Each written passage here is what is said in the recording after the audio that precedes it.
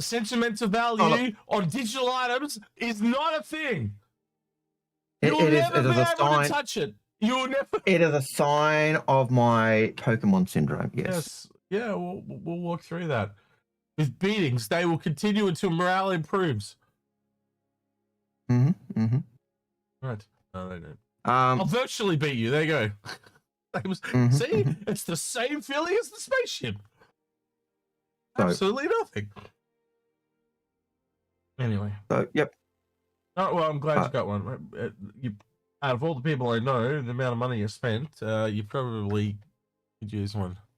Hang on, people are messaging. Well, it'll be there in the hangar. It'll be an org. It's for the org. You know, the org will use it. So, our org is getting a lot more people in. I was there last night and had 18 people in chat. I was like, really? that's small. When did this become a thing? Like the last time I was there, there'd be like 3 people, and now there's like, you know, I don't go around there for 12 months to come back, and it's just like, you know, it's all motivated and shit. It's strange. Yeah, they're doing the game content. They're doing good to see the strike missions and stuff, and because there's more to do, and I'm gonna have to pull my thumb out and come back around. So, all right, let me get the bottom before I forget. Yep, because we do have questions popping in, so it'd be nice to see them turn up in the bot. I guess what I wanted this to be was just like a venting session, not just for me, but for anyone else that wasn't enjoying, you know, the event. So to speak. You know, and as someone said in chat when I said it wasn't really for us, the Odin probably was the thing for the older backers, but it was. That said, though, it was. I was talking with Grim, and I'll ask you the same question that he kind of put to me. It was probably the most unprepared concept sale I've ever seen. And I agreed. Like the images, the kind of, they told us it did something crazy. What the fuck did it do that was crazy? Nothing. It's got a crazy amount of weapons, and there's a crazy amount of crew. I think it's a crazy amount of bullshit. That's probably the only crazy I'm going to give you. It is a level in itself because it's got so many people. You know, it requires it will require a server. But I guess, but you know, when they said crazy, I was expecting some kind of. I guess the beam weapon is kind of interesting. Instead of having one beam, you've got you know like 10 individual beams, so it is kind of like a bit of a blade. But there's nothing really. Does that mean that there's no draw card there other than it's a ridiculously big ship with a lot of people? Yep. With ridiculously big guns everywhere, crude and. Well, for example, unlike the Javelin, there's no modular pieces to it. Nope. There's no, it's not like the Carrack. There's no modular pieces of the Carrack. There's no. Well, there's just there's some, that spark, that flare. It just doesn't have that customization. It's coming with 5 skins, and that's all it's ever going to kind of get, type of thing.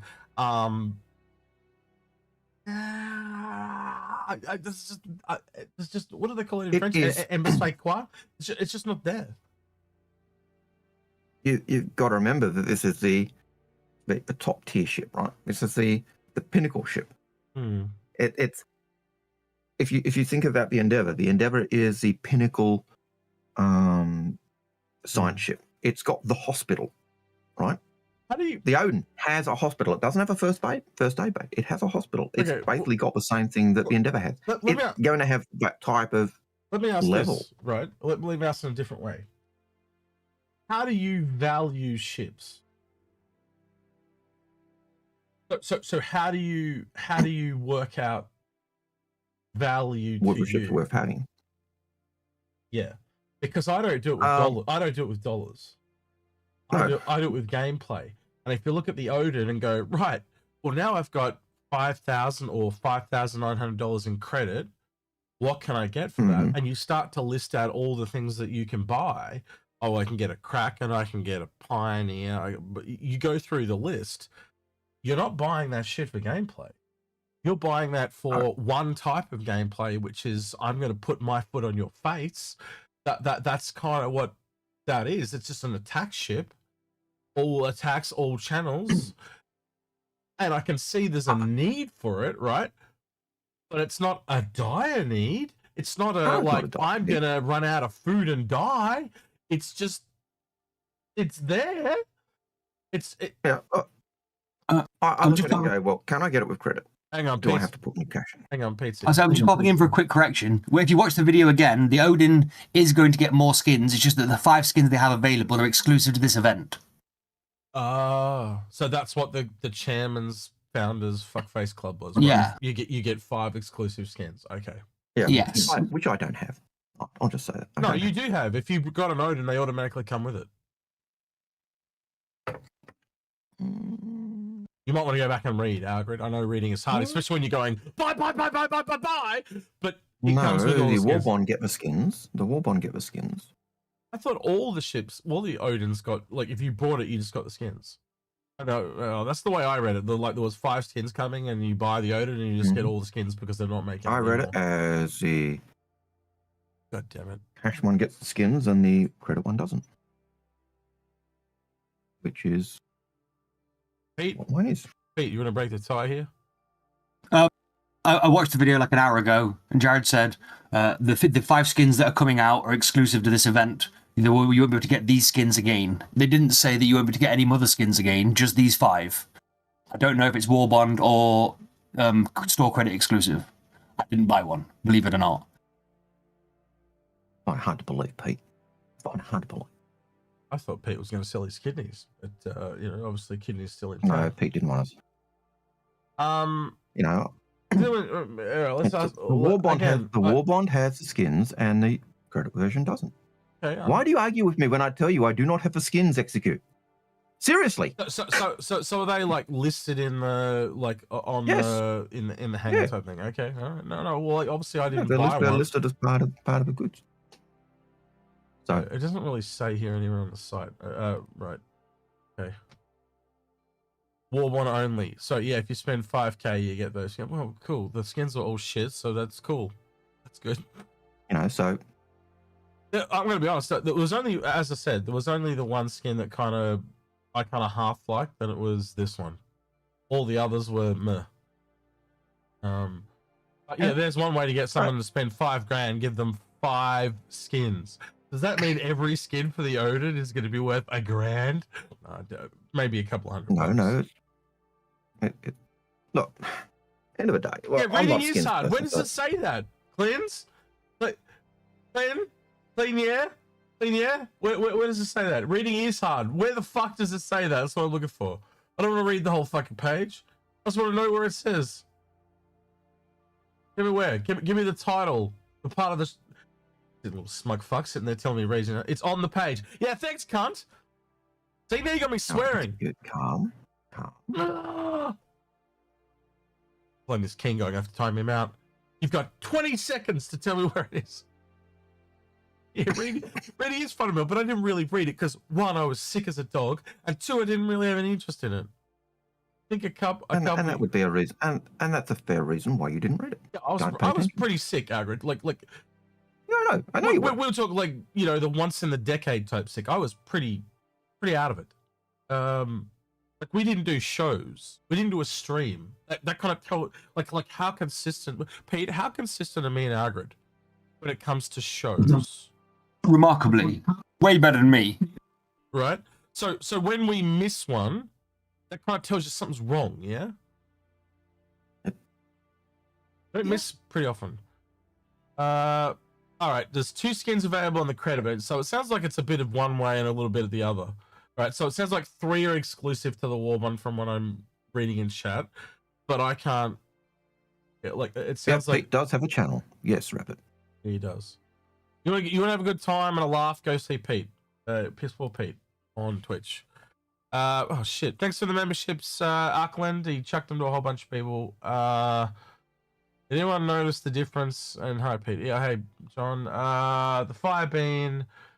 I'm not going to read that name. That's too complicated. Jagger Jack, Parker got one. Gust AVP C got one. Albuquerque got one. Anonymous Moosh, James Sabage, Jabs Lubs, and a bunch of other people. I'm not reading them. If you cannot make a real name, I'm not going to read your name. I swear you are just trying to troll me. Those names are made up and they don't matter. Look at them. It's like they smashed their face on the keyboard when they made this shit. When you think about it, aren't all names made up though? Yes, but some are more creative than others. Like they've just got numbers in them that make no sense. Because they wanted to use, are they using the numbers as letters? Because their name was taken and they want to still use it. What is Gust AVPC 9267? I don't get it. James Savage 216. Well, whatever. Right, I'm carrying on, but I'm too tired for this shit. Right. Odin skins. Does someone show me exactly where we'll come back to this, but I can tell, and I know you two can tell, and Pete, you can speak to this as well. This ship, like most ships, is cut up into many pieces, right? Mm-hmm. So if you think about what they did with the Idris, and they said that there was a pain in the ass, I can only imagine how much of a pain in the ass it is on this thing. Like, I'd really like to know, if we asked Ben or John, someone on the ship team, can you tell us how many pieces the exterior of the Idris has? And then that would give us a ballpark figure for how many this is probably going to be. Didn't they say in the video it's currently rocking 27 million polys? Yeah, that's the polys, but polys doesn't really translate to pieces of cut up of ship, right? Because the reclaim is a good example as well. They're actually multiple ships that are just next to each other, type of thing. That's kind of how it works, right? The exteriors, right? That's multiple objects that are together. So yeah, that's when how they get it, you've got to. Yeah, that's it. That's how they get the textures to kind of work properly. Now you do. That's trolling.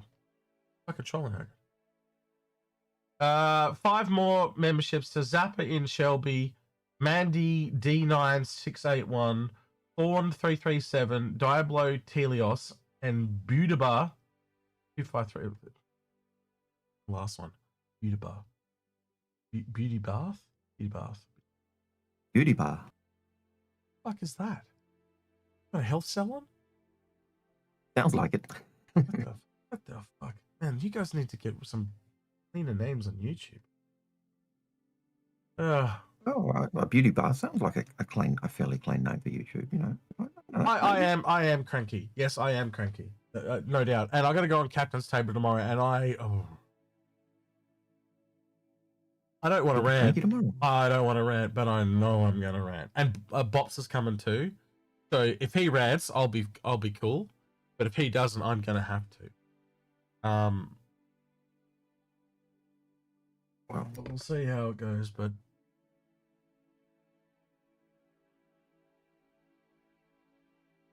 are you happy with your purchase?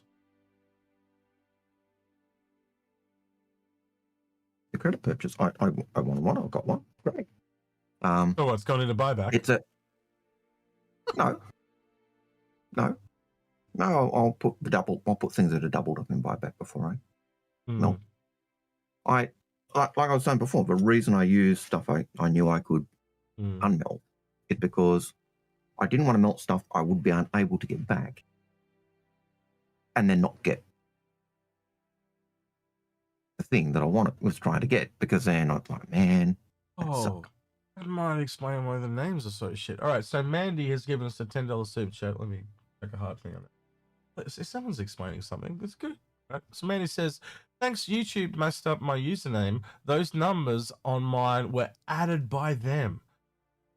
Yep. So her name is just Mandy D. Oh, that make okay, right. So I'm not going to read the numbers from now on. All right, thanks, Mandy. Appreciate that. It's just like Discord chucks the numbers in. Yeah, well, that'll explain why John's got random numbers on the end of his too. I just thought he was a dickhead, but well, he's still a dickhead, but like he's not as big a dickhead as I thought he was before. You disagree that he's a dickhead? Come on. We all know. Right. See, they did it to me as well. What's yours? Oh, 6131. You're old. Yep. So. Dude, 6,131 years. Holy fuck. Yep. Yeah. I'm ancient of days. Do you know I heard the funniest shit yesterday? I was watching I was watching Paul and he was on a bit of a tangent stuff, and then someone in chat called him younger Algared. Younger Algared. Wow. Who was that? Who is considered as younger Algared? I chuckled. It was I needed that. That picked up my whole day. Who was called younger Algared? Paul. Oh, that's great. Young Al. It picked up my whole day. I was like, oh yeah, so good. And I didn't know who said it, but man, kudos if you're here. Oh, Well. that made my day. That was. No, I would say younger Al would. Yeah. So Now, Paulie is old man Hurston's, sidekick, barman. Sidekick. Wow, right. Remember that yeah, one, boys and girls? Paul probably would hate that. Paul, no, he's a sidekick. He's a side piece, right? Yeah. I was doing old man Hurston. Old man Hurston is, Hurston. So what do you expect him to Paul, say? that's all right. He's dead. Yeah, Paul still has hair. Paul is the barkeep. He is the mixer of Evercrack. That's what this game costs you. Your hair. I guarantee you. Like by the time this is done, teaching. I won't have hair. Paul won't have hair. Pete won't have hair. Sandy's daughters won't have hair at the rate things are going. Do you know they've almost like been born and fully grown up in the time that this game was taken to be made, which is ludicrous. If you have a son or another kid, you have to name it after the game. I think at this point, Chris. And happy birthday!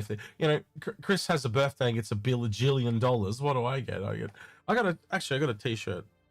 Did you get one of these ones when we went to? I'm gonna show the logo. Where is it? This was from some org when I was at when we were at Sydney last. What the hell was it called? Atmo. Atmo. Yeah, that thing. Now they're saying that you are old man Hurston's sidekick, by the way. I think we're both each other's sidekick. We're partners in crime, is how I would put it. We are partners in crime. Yeah. It's very much a symbiotic relationship. What one cannot do without the other. We are the Inforunners. It's not just one. It's you need at least two. Yes. You need the two to kind of Sith. make it gel. There's no more, no less. Yeah, Oh, you can have more, but you can't have less. That's for sure. Yeah, it certainly doesn't fly when it's solo. It just we've tried to bring more people in, but people can't keep up. They, they get all quiet, like Pete is doing right now. Yeah, they just end up listening. I'm just listening and enjoying. I don't interrupt. Exactly. See, that's exactly it. They do get into that mold, especially so they do that. And you got to beat them with Mandy again. Thank you for another super chat there. I'm gonna have to leave my Odin to my 9-month-old baby. Yes, you got a baby. Yes, probably. When you come back, let us know your baby's name.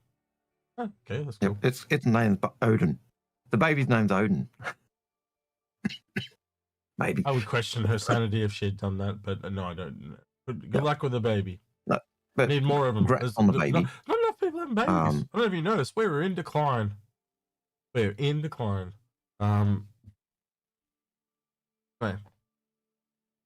Right. Well, anyway, we've only got like 5 or 6 questions. Don't really have a lot to talk about. One of those is my fault. Yeah. So we've only got 5 questions, not 6. So make sure you get some questions in, please. Otherwise, we go back to bed. Always do. Anything actually happened this week other than the kind of ending? No, I was crook. Had to be sick. The days off work. Well, we managed to get a bunch that of did enable me to get in game. So that was impressive. Well, we got a bunch of buyer's guides done. We've only got one to go. We've got to do the Tiburon. Yeah. Oh, that is so bad. But I did have an interesting chat with someone yesterday. And they pointed something out, and once I've kind of seen it, I kind of can't unsee it. I think there's a little bit more to the modular system than we've kind of calculated, right? So most of the modular system, right, was interior based, right? And I think that's where we're wrong. Let me explain. But are they still open? I don't know. Is the sale still open? Let me have a look. I don't know. Let's have a quick look. It should be. Is it going to bring us across? Did it bring us? All right, bro. Because, well, certainly the new ships are still open. What I'm looking for is the Shiv stuff. You know how it had the I think my whole web page is just locked up. Serious. It just died. Okay. I don't know what happened there. Do that again. I don't even know where to go to get to the Shiv shit, to be honest with you. Are they even still in here? Well, my expectation is that the new ships, the Pitbull, the Tiburon, those ships are all still available. And if the Odin was not limited, it would still be available. If it wasn't limited hull, because new ships usually exist or stay on the market for a month. Everything else is usually linked to the length of the sale. Yeah, I just thought those 3D body kits would have stayed around, but it looks like they haven't. Which is what I was going to talk about. So, but those body kits were... Are they in add-ons? Yeah, they might be. Okay. Yeah, they'd be in add-ons. So but those body kits were three-dimensional modules. As you're hinting, they are modules. They're modular aspects. Yeah. So that's what I'm trying to get at, right? And kind of describe. So the way it was described to me and you when we talked it. Remember how they talked to us about the caterpillar and how that. Yeah, here we go. So these things here, right? So they literally described that if you want to do the caterpillar, to do all the modular pieces of a caterpillar, you'd actually have to have them as separate variants within the system. Now they've made it so every single piece of a ship can essentially be cut up into other pieces, right? Mm-hmm. So now take that, let's go to another ship, right? And this is where the penny drops, and you have this realization where you go, oh no.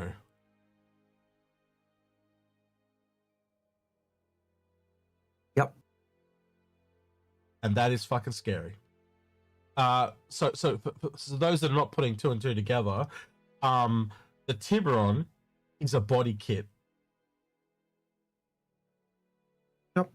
It's a modular exterior. So basically, now think about every ship in the game that they've made up until this point that's kind of unique. They can now go back and just redo the exterior and call it a different variant of the one they had before. So to them, they're working smarter, not harder. But to us, they're working cheap as fuck. It's no different from what they've done before. When they broke when they broke the constellation into parts for the damaged parts, right? They basically did that. They broke it into the head, the neck, the body, the tail. I think that was the start of them going to modular, yes, but effectively it was still different though, Algared, because they would just turn them off and on in the modeling program. Now they can turn them off and on in the actual engine. So yeah, you are correct. I will give you that. But when they talked about that at the time, they were making the parts so that every part would link up with the other part. And they said this enables us to put different heads on the net, put different necks on each model. That was modular. That was the start of that.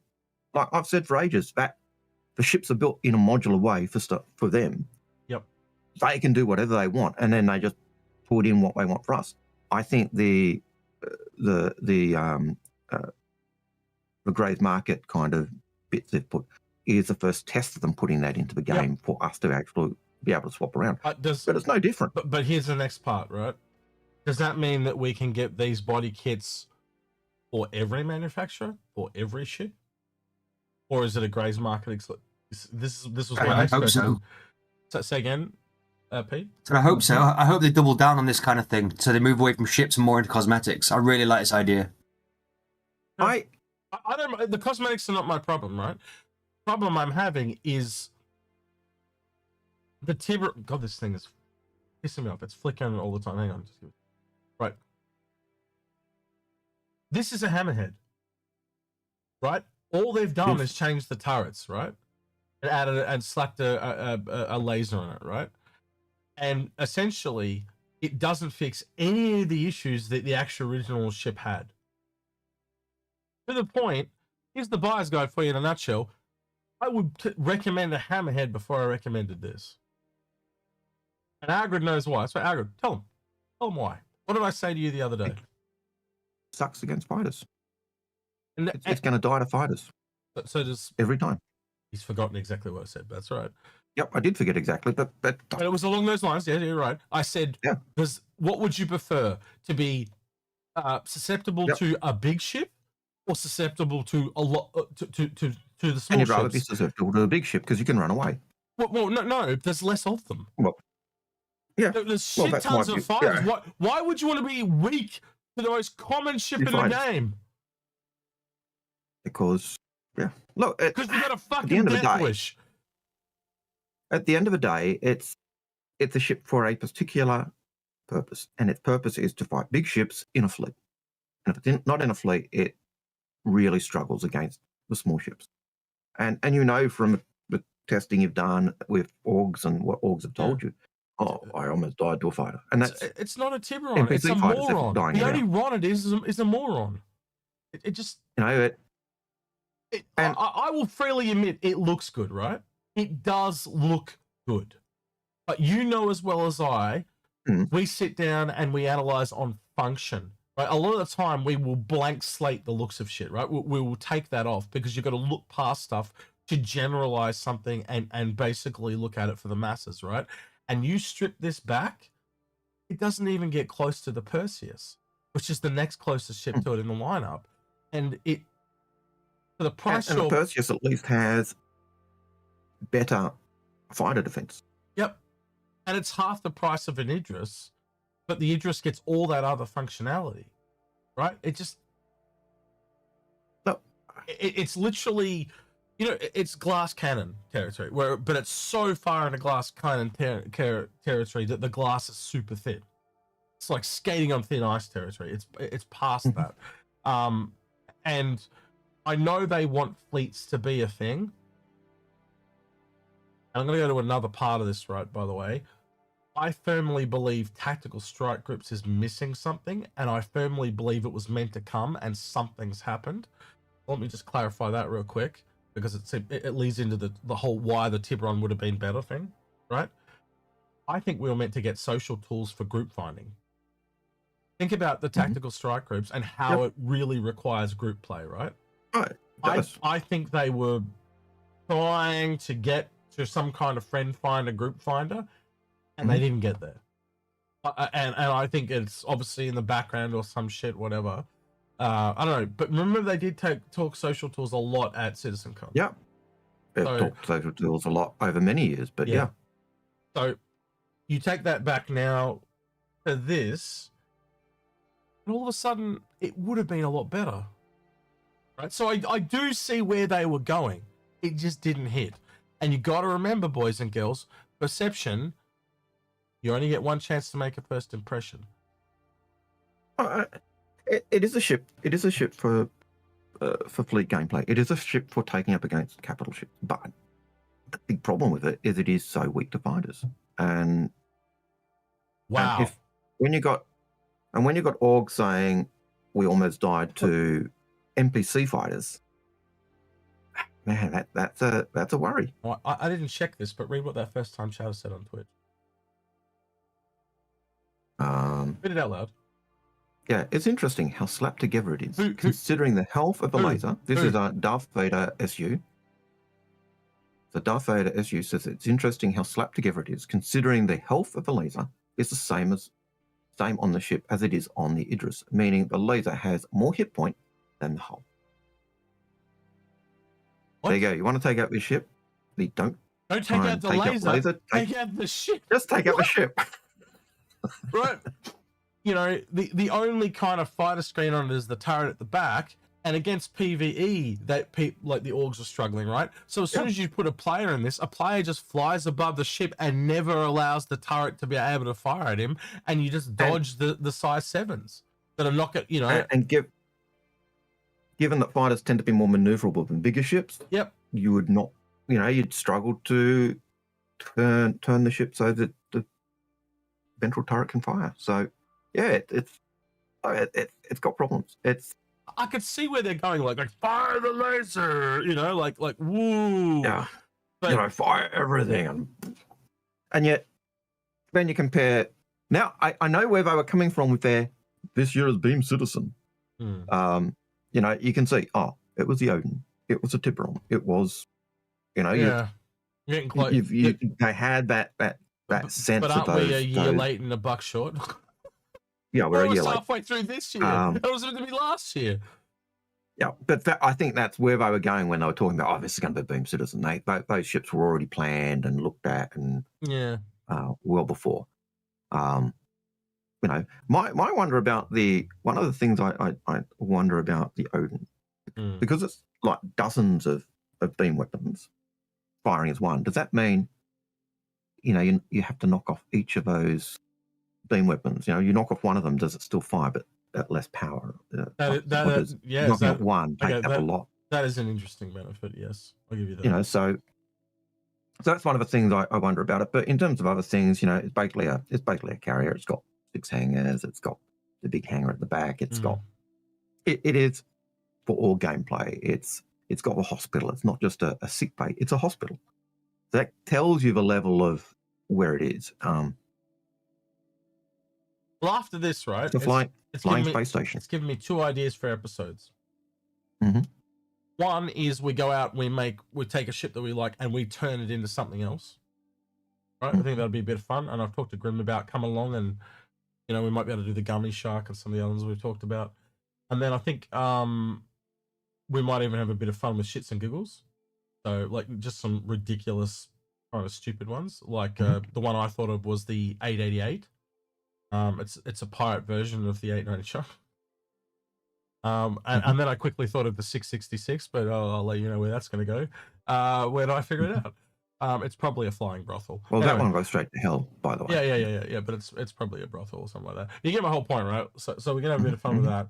And then the other one was. So that a bit of a California class, would it? Ooh! I see what you did there. Yeah, I know. I don't remember the other one now. The other one, it was along the same lines, but yeah, just I am not liking where they're going with these. You know, it just feels really cheap. Like they're cheapening the original. Like as a Hammerhead owner, how do you feel about the Tiburon? Like it's eating your lunch. You know, when you brought your Hammerhead way back when, did you know, they never stated they were gonna clone Molly the sheep here, and then make her look better and more sexy and put a laser on her. Well, they made it look better and sexier, but I don't think it's a better ship. I still think the Hammerhead is the better ship because it was sold as an anti-fighter. Whoa, shit! What did I do ship. I hit the guest 3 button. You get my point, right? Wait, I can do the guest. Yep. Do guest 1. Oh no, wait, it's not set up for that. Oh, we've still got Lemming set up there. I'll do this one. No, I haven't got it set up. Anyway, you get my point though, right? It cheapens. It's almost like before you get to play it in the game, they're taking away the uniqueness of it. You know, like it was, and when a ship is sold into a series of variants like they were in the past, that's fine. You know what you're buying into. But when they come along, and I said this to Grim, by the way, and I'll say the same thing to you, and Pete, you can fill it away in here as well. How long do you reckon it's going to be before we see a Perseus variant? Knowing how well that ship sold, they've got, you know, it looks really cool. It's really aggressive. They've got the look. All they have to do now is put it in the modular system and poof. And the question is, how long before, at what point do they stop? Like, I always imagine that to a certain point, there's certain ships you're not going to do it to. The modularity is not going to be there just because they're so big. But how long do they take the Idris and make a Magnus? Like I'll just pick Magnus because it's a different system. But you get my point, right? I always thought it wouldn't go high, but then you look at the Kraken. Yep. That actually killed my idea. But I won't do it to capital ships because they have. Yeah. Well, they've done it to the Kraken. That's what the privateer is, in a way. Yeah. You don't think they're not going to do it? A more internal, but they're going to do it to the Odin without even blinking. And then you look at the Jav. The Jav's got the 6 internal rooms. That's all. That's already going modular. So where will they stop? And I don't know. So it makes me what I'm leading to here, right? Is it makes me scared to want to buy ships now, because is that cool, unique factor of the ship that I've brought in on kind of going to be taken away? Is it going to be shared with something else down the line? Is it going to be cheapened? And that's what I mean. Like, I understand why they're doing it, because it's work smarter, not harder. I get that. I as a former developer, I get that whole gamut of why they're doing it. But also, when you're paying so much money for a look and a feel, and a lot of it was vibes for ages because they were all JPEGs. Oh, it's still all JPEGs. But... Salt.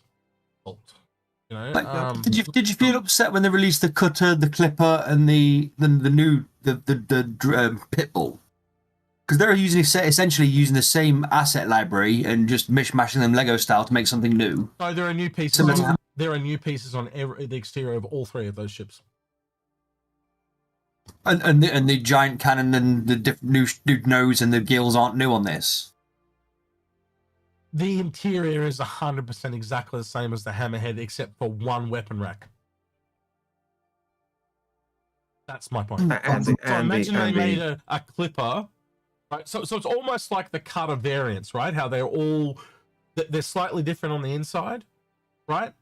And then the exterior is almost exactly the same. This goes the other extreme, where the outside can change almost completely, but the interior is almost identical.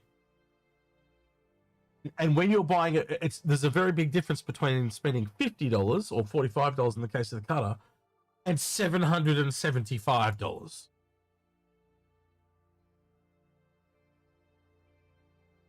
I don't know. Maybe I'm wrong. And again, feel free to shit on me, right? That's what this is. This is a discussion, right? So if you think I'm wrong, Pete, feel free to tell me I'm wrong. I don't think you're wrong. I just don't quite get where the outrage is coming from. It's like they're assembling assets to build newer assets. No, like they've got to build. No, they took an old asset, literally put lipstick on a pig, and called it a Tiburon. Because all they did was the outside, and the outside is a lot easier to do than the entire interior, because the entire interior has to be relayed out. Right, as soon as you relay the interior, you've also got to redo the outside. So essentially, it becomes a whole new ship. But all they did was take the old ship and reskin it.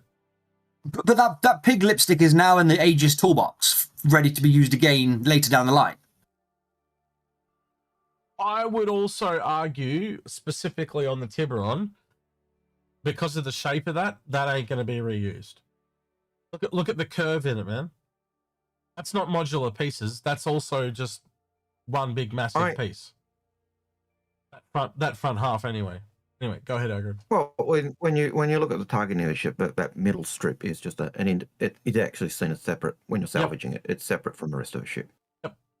Salvage is a really good way to look at the pieces of a ship. You're absolutely correct. Yes. Right.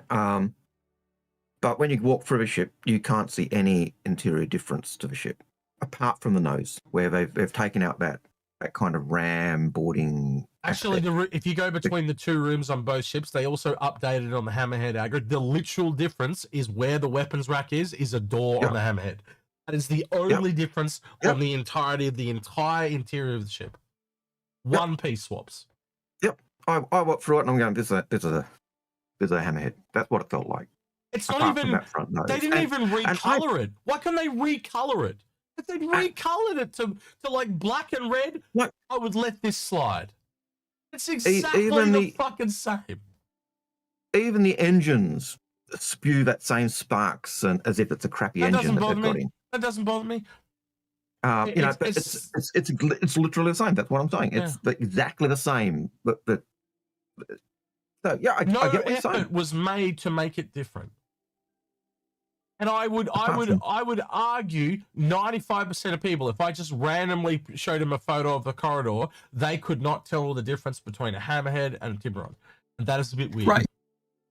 After the rework and they've got it all right in the way they want it, why bother changing it? If you've got it perfect, why not just copy paste it? And this is my point. You lose that uniqueness of the ship. If they just made done it so basically it's like orange and green, right, on the inside. So say for argument's sake they made it red and black because it's red and black, right? That would have given it a unique inside feel. And the reason we know they have that tech is look at elevators as a simple example. Every elevator is exactly the same, but you can go to different locations and it completely changes how it looks. They have that tech. All they have to do is go into DataForge and change some numbers, and they go from orange and green to completely different colors. Now, if I'm wrong on that, please tell me. But as the way I understand how DataForge works, it's all color coded. So they could literally just go in, and yes, it might be in 100 pieces, so they might have to do it 100 times, but still, they could have made it look different. And that's what I'm talking about. They're talking about working smarter, not harder, right? Or I'm putting the words in their mouth because they haven't said shit. But why not just go one step further and make it look different with colors? The point, I think, Pete, the point he's making is not that it's using the same assets, but they haven't even bothered to change the color code or the labeling or any of that type of stuff. It feels lazy. It feels lazy. This is like the Hermes, because it still says triage on the floor. Oh, no, yeah. they removed that finally. They removed that finally. Oh, did they fix it? Yeah, they did. But yes, it does feel like that, yes. But it's the entire fucking ship, not just the one room with the sign on the floor. If you're going to make a modular system, then, let's just play devil's advocate, right? You put in a laser that covers the hole. Why isn't the entire hole removed on the inside?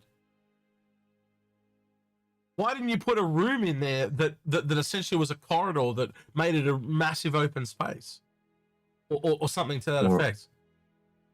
Or a control panel or access to repair the laser or stuff. Yeah, or some kind of function. An XO's quarters, or a laser control room or whatever, right? But there's literally nothing. I get why there's no XO room, because they're saying the laser's taking up that whole space. But you know what I'm saying, right? There's just no difference, right? It feels like this was an experiment on how much exterior shit they could get away with, and someone forgot to fucking wipe their ass on the way out and go, oh yeah, by the way, we probably should have done a little bit with the interior. It feels like an experiment. Oh, I think everything's an experiment. Yeah, I think I'm going to leave it just like prostitute Cirrus or whatever his name is. I can't say it on Twitch. It feels lazy. That's my whole point. It feels lazy. Serious.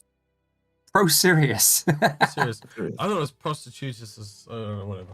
But yeah. Pro-serious. I'm not myself today, if you can't tell. I'm just a little out of it. I don't know.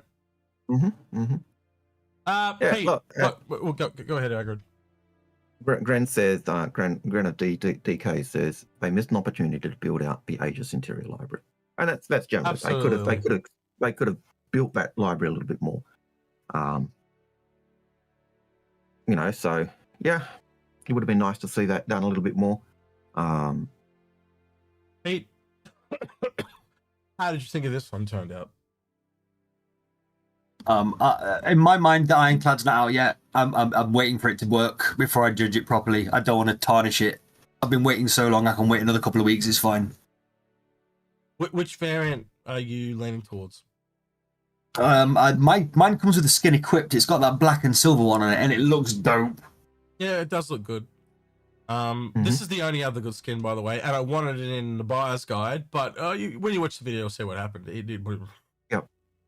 First time I've ever had to pause and then re-record the second half in a video in a very long time. Had a whole bunch of fucking. I had to go back to menu. It was that bad. What's the name of that skin? This is the Aquamarine skin, and it's the one that comes on the Warborn version of the Pitbull. It's actually quite nice. It's very metallic in game. So it's the only problem is it does have yellow on it by default. So if you put it on the normal ironclad, it makes it look a bit salty. But it's got this kind of grey teal color. Is that what you'd call it? Yep.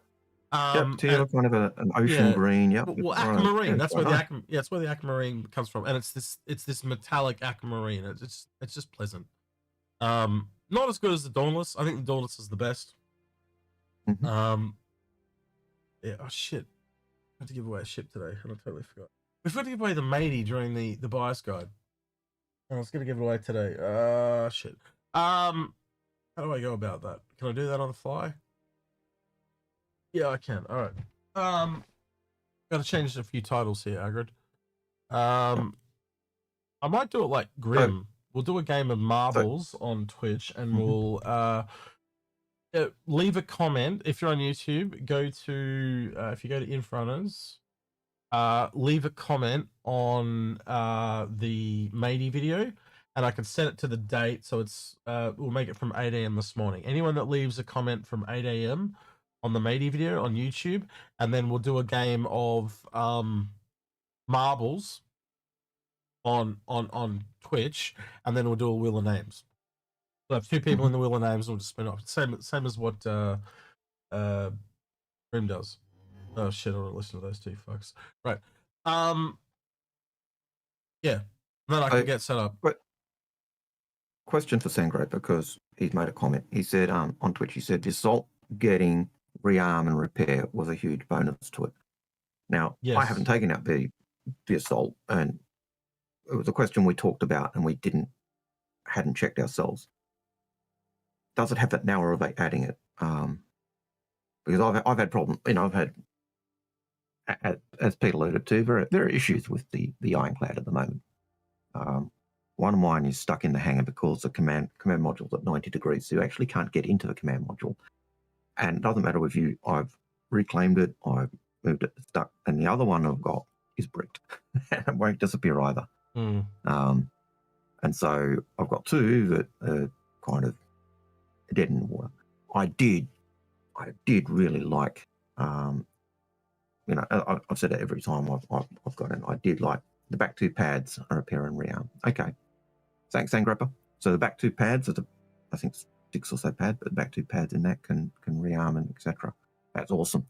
But I did like opening up the top and then going and swallowing up ships that I would sell, that I was going to salvage. So full Moonraker, I love that as well.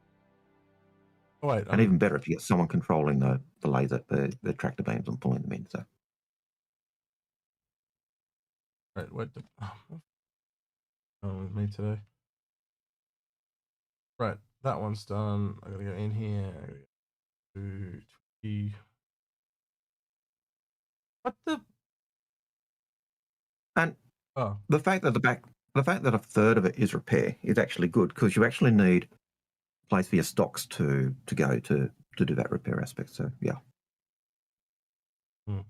The other thing about it is it's also really, really good, Pete, for the strike group missions where you go in, the breaker stations, and then you're looting the station.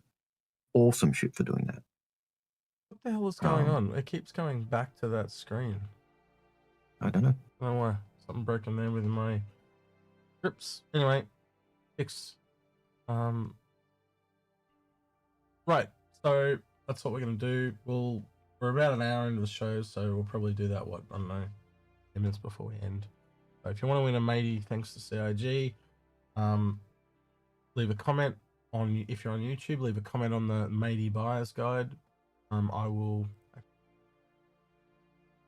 For the people, if you're on Twitch, we'll do a game of marbles. In a bit. And then we'll check it in the wheel of names and from there. This I'm going to check YouTube. There you go, you chat that one. So just get that in there. It is a great ship. But I'm evil, so I always think of ways I can make things that are more creative than normal. So what I was thinking of doing, and I'm still thinking of doing this, by the way. I'm still trying to figure out how to do it. What I want to do is I've got a couple of Raelians CC. Right? So what the plan was we have 2 Raelians to give away, but we have 3 giveaways. And the biggest giveaway is deleted. And then the other 2 get drawn. And I thought that would be so psychological warfare and interesting and make people ooh.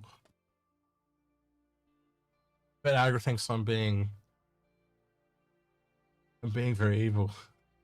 By intention.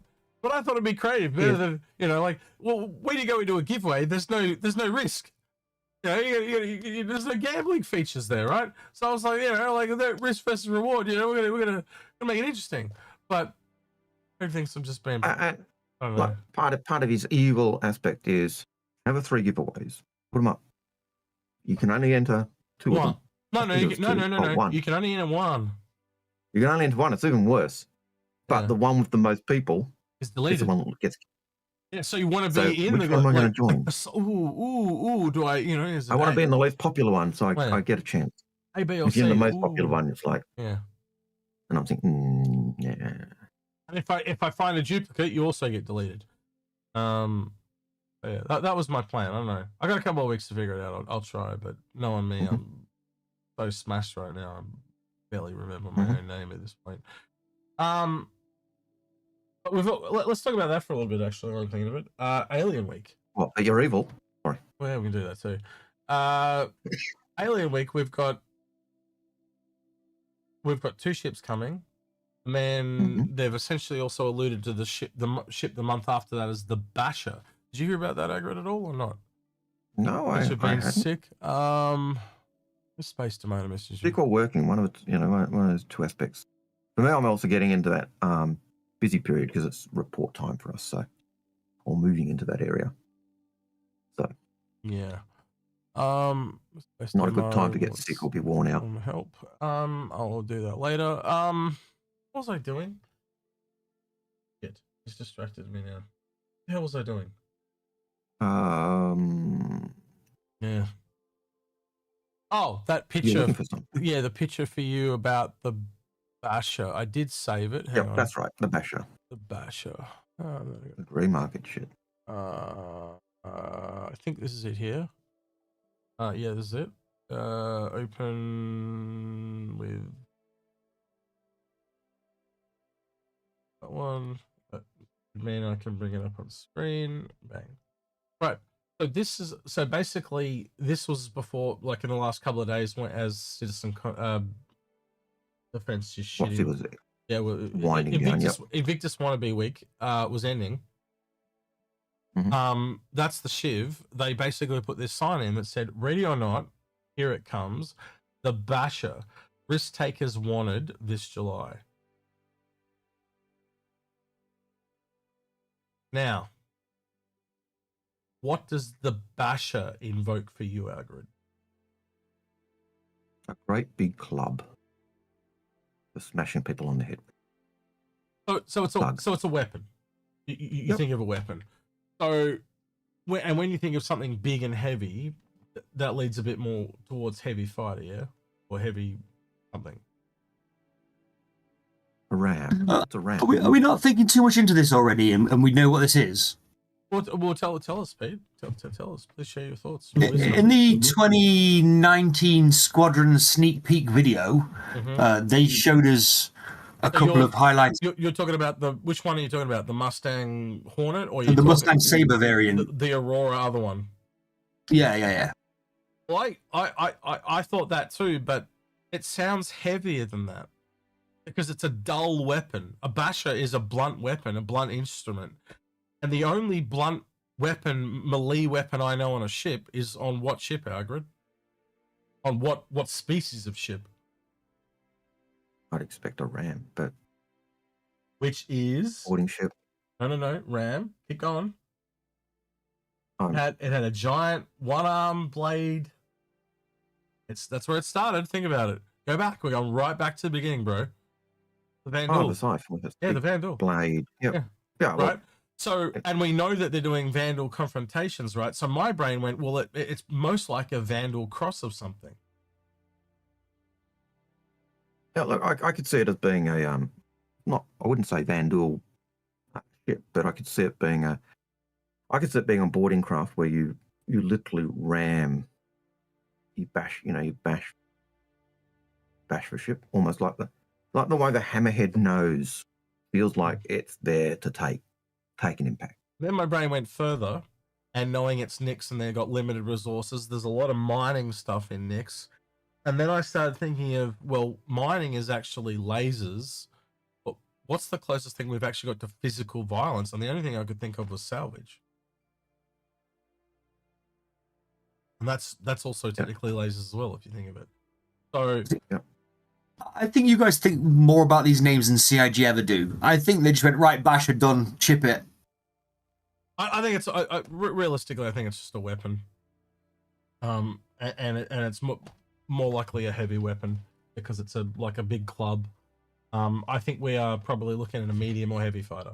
That's kind of where I'm at. Okay. And I would say that the Mustang one is probably more on the light.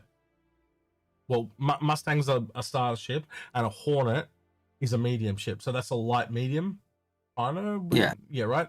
So I don't think it's the look, if it's that, it's awesome. If it does come out and it is that, can I get an episode that's just titled "Pete was right"?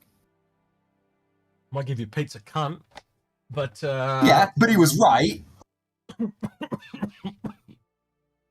could be that. No, Admiral, that's what these discuss. Not saying it's Vandal, Admiral Kasangi. Yeah, I was saying I think it could be Vandal. That's what I was saying. Or it's made of scrap Vandal. So if they're there reclaiming parts to make the Shiv, and they're literally fighting Vandal, why wouldn't they take Vandal pieces and try and integrate that into a ship? That's where my brain's gone. Right? They're literally fighting the Vandal. So, and you are trying to tell me that wouldn't sell? A Vandal hybrid jalopy? People fucking love that shit. But how do you do it? Which one is it? Is it the scythe? Is it the blade? Is it the glaive? Is it the stinger? Like which one is it? And it becomes interesting when you start thinking of it that way. What intrigues me with that is not the name. It's the little line underneath for risk takers. What is it about this ship that makes it you have to be a risk taker? What in what way? I think Apple and Anarchy got it. Oh yeah, Kit Basher. That's so true. What it is, they're taking fun out of themselves. CIG taking fun. Yeah, it's the Kit Basher. Yeah, Kit Basher. I don't know. Like it's just cool to see where my brain goes. That's what we do. Why we do this, Pete? Right? We just chuck it out, see where it lands, and 99% of it's all going to be wrong. But that's why it's always good to have someone else there like yourself. Messy on the wall. Yep. If you vomit enough, some of it's going to go in the sink. Yeah, that's it. That's it. Right? And when we do, generally when we speculate, it's kind of like behind closed doors, and there's a small group of us, and we talk it all out. But it also doesn't hurt to do it in a really big forum like this, because you get people that go, "You're a fucking moron," or they add something else to the discussion, like you just did. I like throwing shit on the wall. Well, that's nice, Rabbit. Remind me never to go around to Rabbit's house, because the walls will clearly be brown. Algared just is off the Christmas colours. No. Rabbit was the one who said it's been bashed together, and I like throwing shit on the wall. Man, there's a lot of walls in one house. That's a lot of shit. But only some of it sticks. I bet you 100% of it stinks. Anyway. Now. Which YouTube video? Oh my God. The bots have arrived. The bots have arrived. Ah, they heard there was a giveaway. Yeah. I changed the title. Ooh, bots. There's a giveaway. It's on the Matey review video there. Can you find it? There's 2 encoded words there. The Matey. Well, actually, you must know what a Matey is because he turned up for that. But yeah, I don't know. Mm-hmm. So this disheartens me when people only turn up for giveaways. It does. Anyway, they're not here it's for a Algared's riveting smile. You know, it hurts him there. I don't have a riveting smile. You do. It's on your forehead from my mouth onto your. It's the reflection. Yeah. Yeah. Mm-hmm. Anyway, Give it a bit of polish. rub it off. Get off me. Yeah, polishing. Yeah. Make it shine. I thought it was lipstick. Yeah. Right. All right. Maybe we should do some questions. We're almost an hour in, are we? Yeah, we're an hour in. All right. You want to take it away, please, sir? Herolex says, what gameplay would you expect to see added before the end of 2026? Scanning. I'd love to see scanning before 2026. 100%. Will we get it? Don't know, but that's what I'd love to see. Because that opens up so many doors.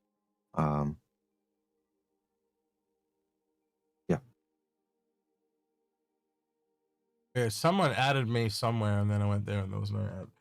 Someone's been linking messages in Astropub's stream anyway. Recently too, because that wasn't there. Anyway, what was the question? Sorry, I got distracted. What gameplay would you expect to see added before the end of 2026? That's what I'd scanning. Love to see. Scanning is just so massively needed. They talk about immersive gameplay, like it is just naturally going to add all these other things. Like, I have something of value, you add scanning, now you can come and steal my something of value. And as soon as you do that, it's like, well, I need friends. Oh shit, can I have an escort, please? And half the pirates disappear overnight because they want to be good guys. They don't want to be bad guys anymore. But they were just doing the bad guy stuff because they wanted PvP. They wanted to force PvP. And now all of a sudden you've got PvP going along, working as a team trying to protect these valuables, and the valuables are cargo, salvage, mining, etc., and they're already in place. Their functionality of what we already have just goes up a lot. You know, you also get bounty hunting, so now you can actually find people. So the bounty hunters can find the pirates, just like the pirates can find the good guys. So that naturally comes in right behind it. It just, you know, Terrapin becomes useful because it can find and start selling data. So therefore exploration gameplay starts to kick off.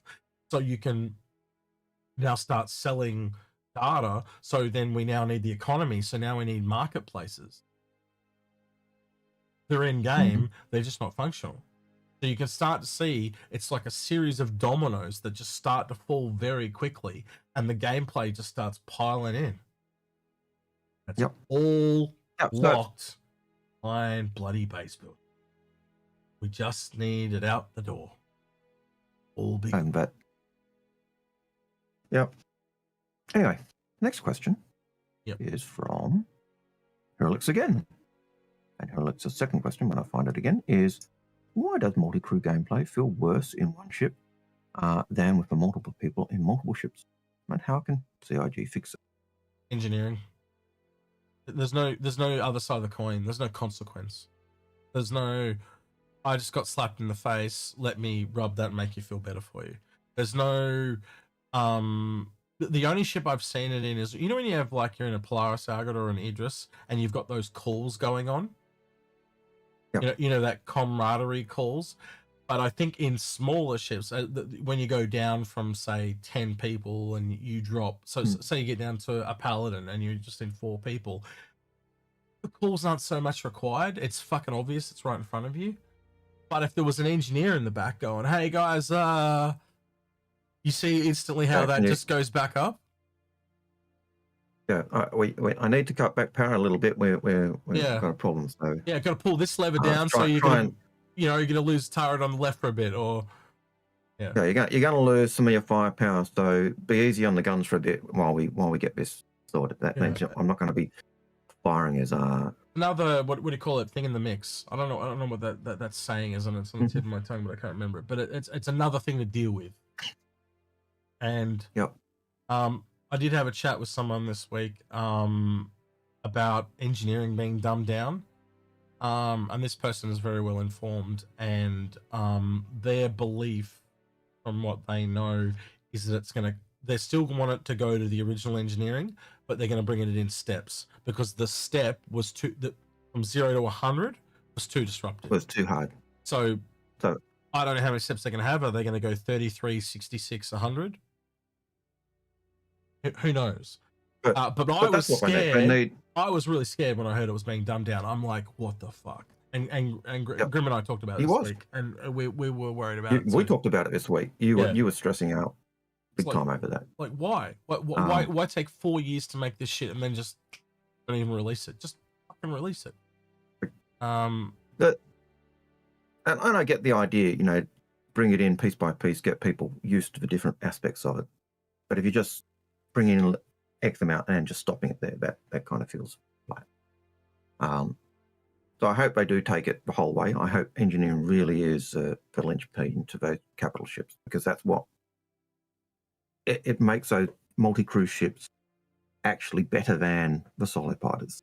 And that's why you'd want to be in a multi-cruise ship rather than a solo ship or a 1 or 2 cruise ship, because as engineering comes in and you're repairing stuff and going, it changes the gameplay, changes everything. So Spike says, Spike 6K says, I've never seen a ship fire, right? But you've never seen a ship fire because it's also tied to base building and the room system, right? So when we say base building, fundamentally we're saying let's finish the room system, because once you finish the room system, like Algared and I predicted years ago, you literally then have anywhere you can do a gameplay. So I want to make, I'm trying to think of an example of fire, actually. Could I have fire in a building, in a skyscraper, and then we blow the window out, Algared, and because it's really windy, it sucks the fire out? I would, that would utilize the room system in a different way that's not been expected. But if you have a fire on the ground floor, it doesn't do shit when you blow out the window, right? You get where I'm going, right? So it allows them to do all that things. I'm sorry, I'm thinking outside the box at the same time. I should have simplified that. But I did some testing on PTU with fire. It is possible to set fires manually. If you pull out a power supply or a shield and shoot it with a manual, like a ballistic weapon, you can set it on fire, and then it'll set your ship on fire. But you can, like, if you retract beam that component which is on fire out of the ship into your hangar, the hangar doesn't recognize that there's a fire. But if you then take that component that is on fire, but you can't see that it's on fire because the hangar doesn't recognize it's on fire, into another ship, and you can set that on fire as well. But all that's correct. But do you know why the hangar doesn't read it? Because they haven't enabled it for the room system. That's it. And that's what I'm talking about. Every room now needs to be part of the room system. So they're going to have to go back and roomify everything. And that's why they're taking their time, because once they roll the shit out, it's going game-wide. Well, see, I actually think they started to roll it out in terms of aspects, because one of the things I did notice during the week is if you open a ship up, the atmosphere disappears. Not just from a room, but from a ship. It's definitely tag for it. I'll give you that. Well, they've built reclaimer. They've built parts of it in, but it's not even the reclaimer's got it. They've still got to go back and turn things on, is what Pete's alluding to. Yep, you go into reclaimer and you drop down the little side lift, and suddenly your ship is struggling to get warm because the atmosphere is just being sucked out. In the MOF, if you notice that if you come in from the hang, from the deck from outside in EVA, you notice as you once it's locked, you notice the oxygen start to increase again. If you open the door before it's done, you notice the oxygen decrease, and so you actually can see that aspect is there and being rolled in, but it's not triggering. So and I think it's the start of the simplified linking of atmosphere side is part of that linking to the rest of it. I think it's the start of the simplified of engineering, is what you're noticing. Yeah. We've got a couple of first-time chatters there. Not says capital versus capital is quite entertaining, actually. Yeah, it is. And the previous question was from Rash Reader, who said, a question, how would Star System work if most people own capital ships? Won't it get boring quick? Well, one of the things we're noticing with a lot of the capital ships is they're very combat-focused. And so basically they're more of a defensive offensive measure, where most of the gameplay ships, right, they do get towards that size. Like you might see a capital base builder or a capital salvager, but they're not the biggest big one, right? So like most things, you're pulling big groups of people together to complete objectives, and the complexity or the hard part is, can I work together with Tom, you know, or Dumb and Dumber, or whatever you want to call it, right? You got to work as a team. You got to be cohesive, right? And it's the same as you look at anything like World of Warcraft. If you wanted a 10-man raid versus a 25-man raid, well, 25-man gave better gear because you had to get more people to work together. Just that simple. More people working together, bigger rewards. And by the way, not everyone gets rewarded. If you think about WoW, you know, it'd only be one piece of gear. It might be 7 bosses, so you had to go back and do it again and again and again and again and again. Everyone got gear. It's just the way it was. And this will be no different. You'll see orgs that'll have to work with other orgs for mutual benefit. I already see orgs doing multiple runs because they're working to get X equipment or X materials to do blueprints, all that type of shit. To reprint and stuff. Already see that. And are there going to be multiple people, like, because we haven't even got to that point yet, right? Because it's infancy. Like, are there going to be 2 people in the org that want the blueprint, and then are there going to be people that just want it because it's nice to have? Like, you know, there's going to be certain people in the org that's their jam. They make combat ships, or they make the industry ships, or whatever the blueprints for. There are going to be times when you are doing a mission just to get the blueprints for people, and I've been on runs where people are doing that for their group. Yeah. Where they're just doing it for we're after these blueprints. Yep. Because, you know. But what I'm saying is, you're not going to just be able to go blueprint A, everyone can get a copy of it. That's my point, right? In an org, you're going to have to go, right, well, you tend to be the crafter that makes weapons that are along this line, so we're going to give it to you, right? I could see everyone's going to get into specialities, is what I'm trying to say. Yep, and I can see the raids will, you know, there'll be the loot rolls and stuff that raids do. Okay, we got this loot, we're rolling for it, who gets it? I can see some people being really unhappy because they're going to be forced into shit that they don't want to do. Yep. I wanted to be the repair guy, and now all of a sudden I'm the crafting bullshit guy. Yep. So, and look, there'll be some people who do that, and there are going to be people in orgs who actually love doing the craft. Yep. Right? You look at every MMO where it's with crafting, you get people who just get off on building, making the swords, and they'll spend days just sitting at, feels like days, just sitting at the forge, bang, bang, bang, bang, bang. And then there are other people who really enjoy the gathering the materials, and I can see Star Citizen going to be, and the verse is going to be very similar in that regard. It's an MMO, and it's going to have every type of person, and the tasks that you do in an MMO are going to be very similar. And I think the thing when I knew we were onto something was the first time I was in a Polaris, though, and it was a fully crewed Polaris. Everyone was in all the turrets, and there was a guy making calls, and we were all just. And then I saw it again in an Idris, and we were all in the Idris, and it was all working together. And I was like, right, that's where this game is at its best. Right? That's where all that coalesces together.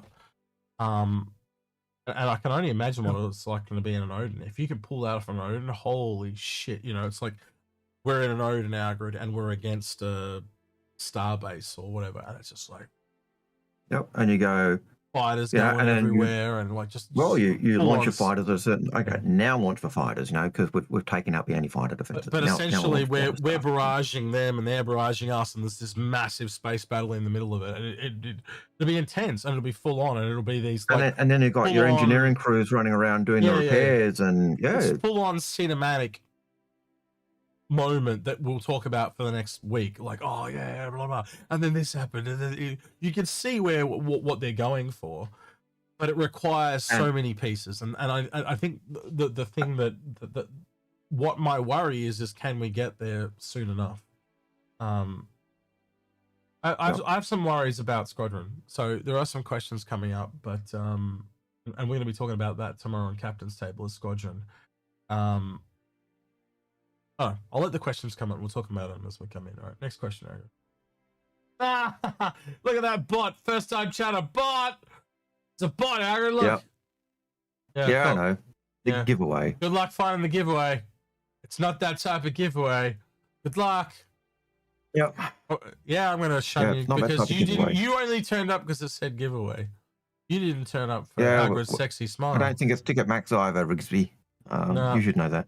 I think he's trying to throw him off the scent. Right, we'll give it another 5 minutes, and the bottles will move on, and we'll you guys know how to do it anyway. Spike 6K says, if you made the event, what would you do differently next? So if you were doing this event, what would you have done? Decent ships for everyone, not just new people. I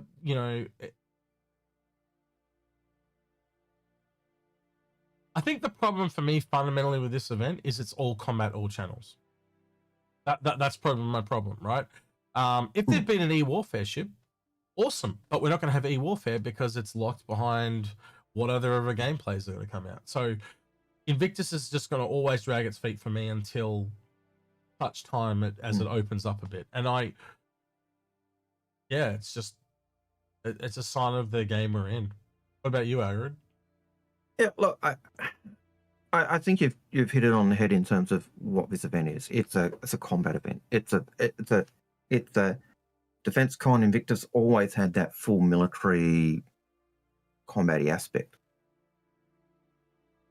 But there's also no real cool, awesome combat-y ship, right? We have a shit bull, we have a Matey, right? And I'll freely admit the Matey is pretty good, right? For a thing, but it feels like there's a nerf hammer just right over its head, ready to fall. It's waiting. It's waiting for a nerf. Yeah, but then again, that's what it feels like. We've had other cooler ships that have come out not at combat events, like the Paladin. Like the Paladin was really like I was expecting that to be shit. That's really good. No, that's a good ship. It's really good. So swinging a miss and completely missed. There was nothing. Did you buy anything besides with credit? You didn't buy anything, did you? No. I brought a pitbull for a giveaway for the Discord. That's it. Didn't buy anything. I didn't buy any ships in the sale. And the skins I brought for the review, but that was all with credit. And I'll melt them all back anyway. Right? So I didn't need one hook, CIG. There wasn't even one hook. With Defensecon, everything has to be either defense or military focused. With Invictus, it doesn't have to have just an offensive gun thing, because the military uses, salvage ships and refuelers and. We had the Starlight, but again, it's called the Light for a reason. I was happy with the price. It was probably the most interesting ship of the sale. And it is kind of cool to see that come in, but that's clearly, again, made for NPCs. That ship is screaming NPC. It's screaming for the NPC. Yeah, look, I think it's screaming the NPCs doing the beacons to refuel. 100%. Especially when you look at, you basically need, it's got two tanks. You basically need one for your quantum fuel and one for your hydrogen fuel, because every mission you get needs some quantum fuel to fill it up. At the moment, they're bugged in that once you disconnect, you can't actually reconnect. So, oh man, and then you look at the cargo capacity of those containers. They're only 20 SCU. I need to stop putting giveaway in the title, man. There's another person looking for where the giveaway is. Yep, and you do one mission. You basically got to go back and rearm or refuel, because you're generally not going to have enough to do a third ship or a second ship or something like that. So it's a very small ship. Like even the Starfarer struggles to do more than more than several of the small missions just because of the hydrogen fuel count is just so huge. So for the giveaway on Twitch, we're going to do a marbles race later on towards the end of the stream. On YouTube, just leave a comment on the Matey buyer's guide. Mm-hmm. There you go. And then we'll put the 2 into a wheel of names and we'll do a spin-off. Okay, Parker. Surely Invictus launch week won't sit out next year. Series Beyond Sherman 2958.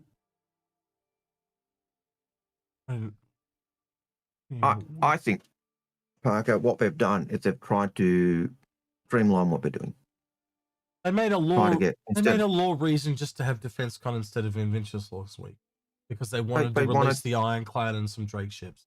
That's all it was. They wanted to.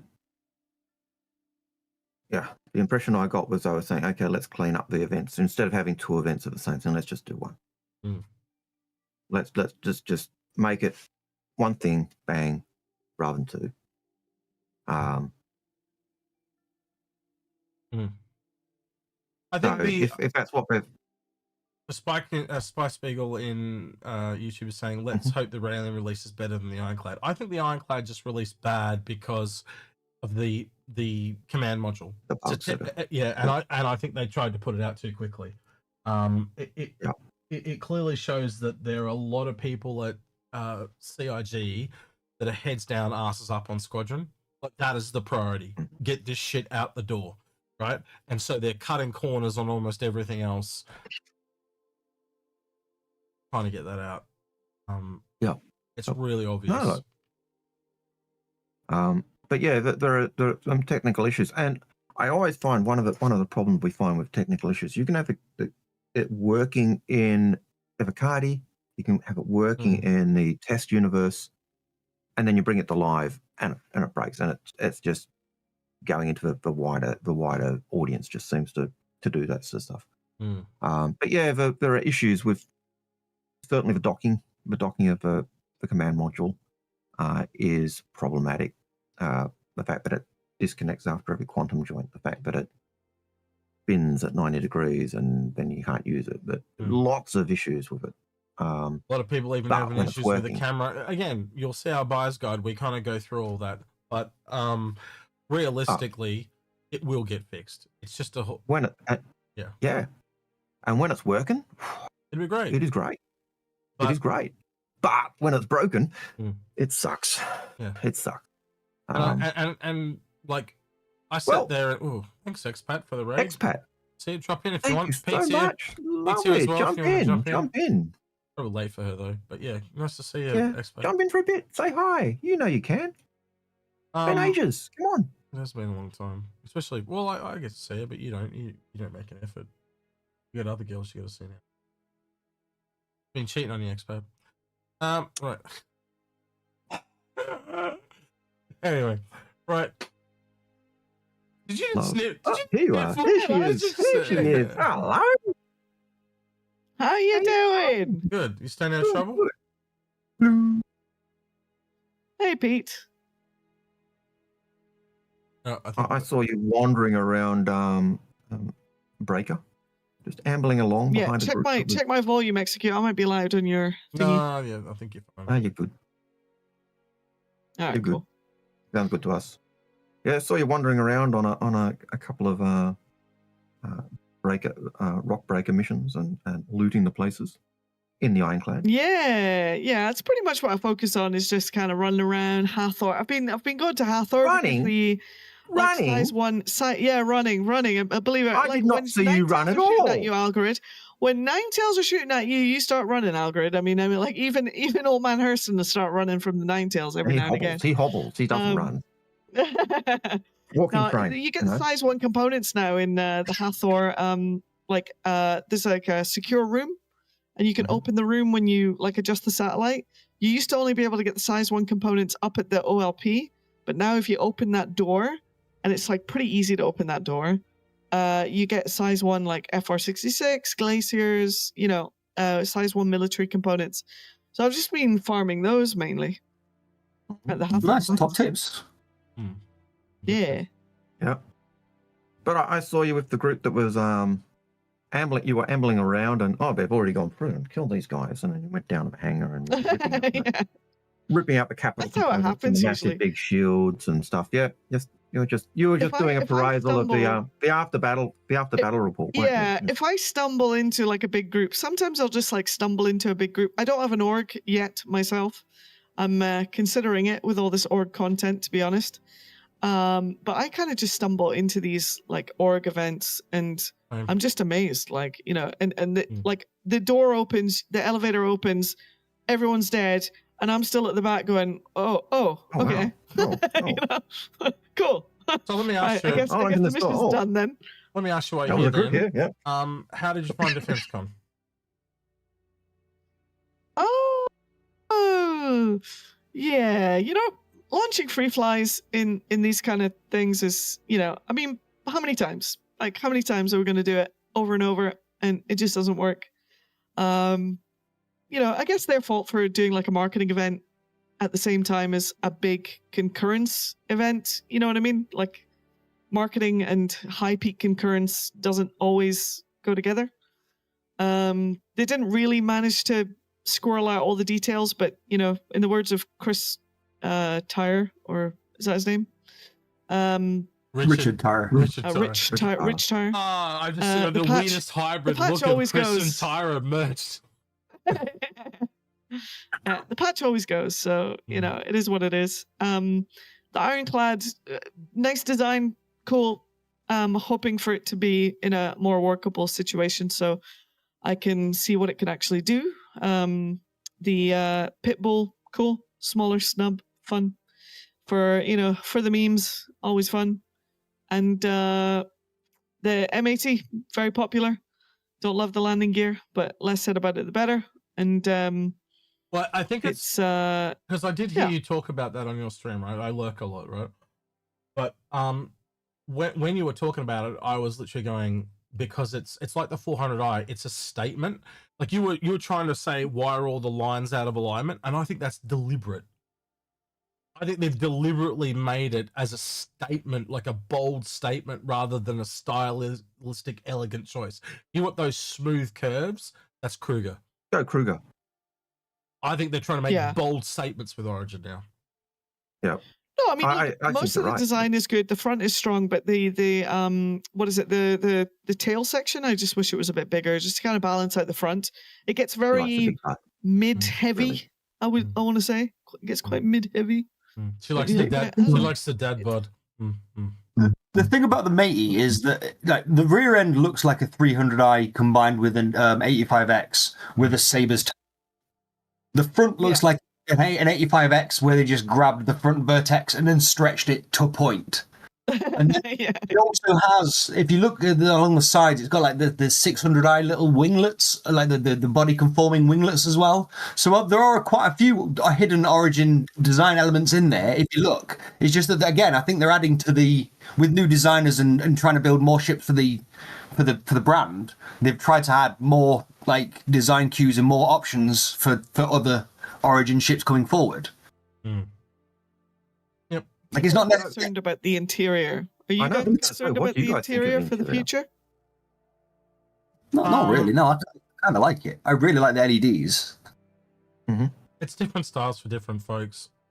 Yep. So, what are your thoughts on the the interior expat? That's because why I'm kind of happy about Kruger, because Kruger gives you another alternative for luxury now. Yeah. Well, I'm kind of hoping that the Kruger line gets more fleshed out now with maybe livable interiors, because I think based on what I'm seeing from Origin, I'm maybe going to be a bit more, you know, Kruger sided. I can tell you right now, you are definitely more Kruger sided. Knowing what I know of you, you are Kruger. Yeah. History. That's you. I feel like it's the comment that I made when I looked at the M80.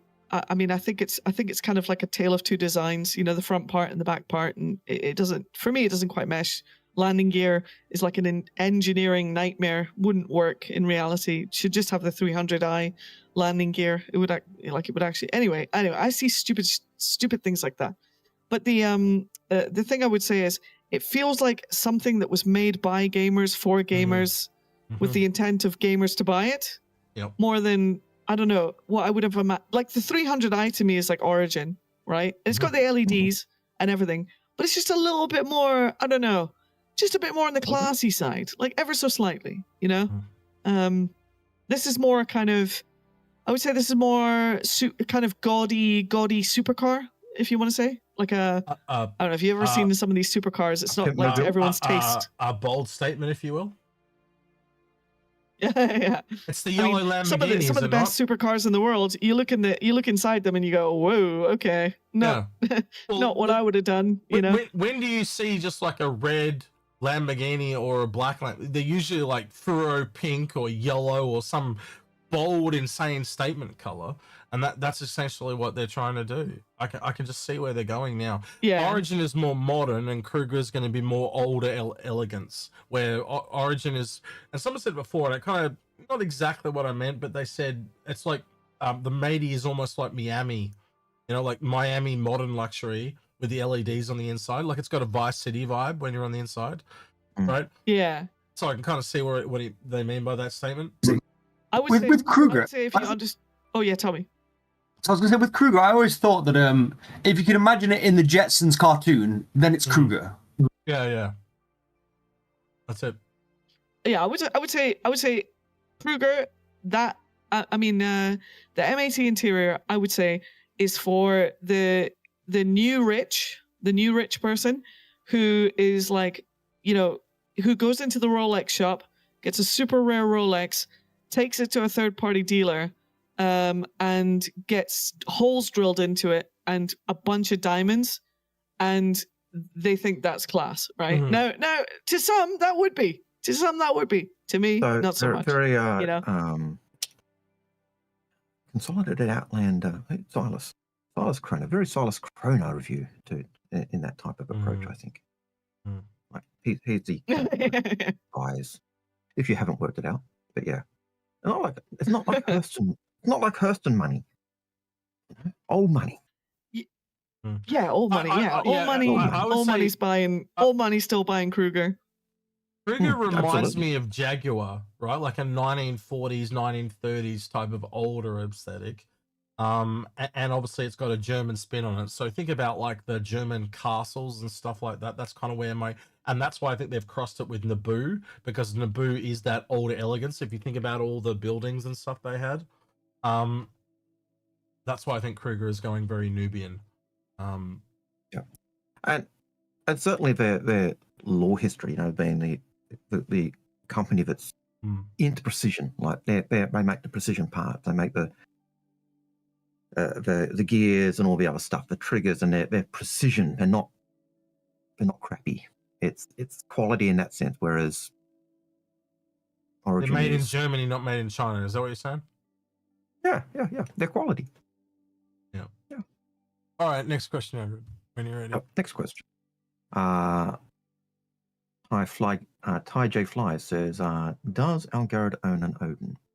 Can we read his Foundation Club essay? Yes, and I own 3 javelins. I don't need 3. So having an Odin would be great. That's basically my essay. I think we lost Expat. Her internet dropped. Yeah, it's all good. No, not a problem, Expat. Come back if you want. Yep. Right, next one's from Pete. So Pete, ask your question in voice, since it's from you.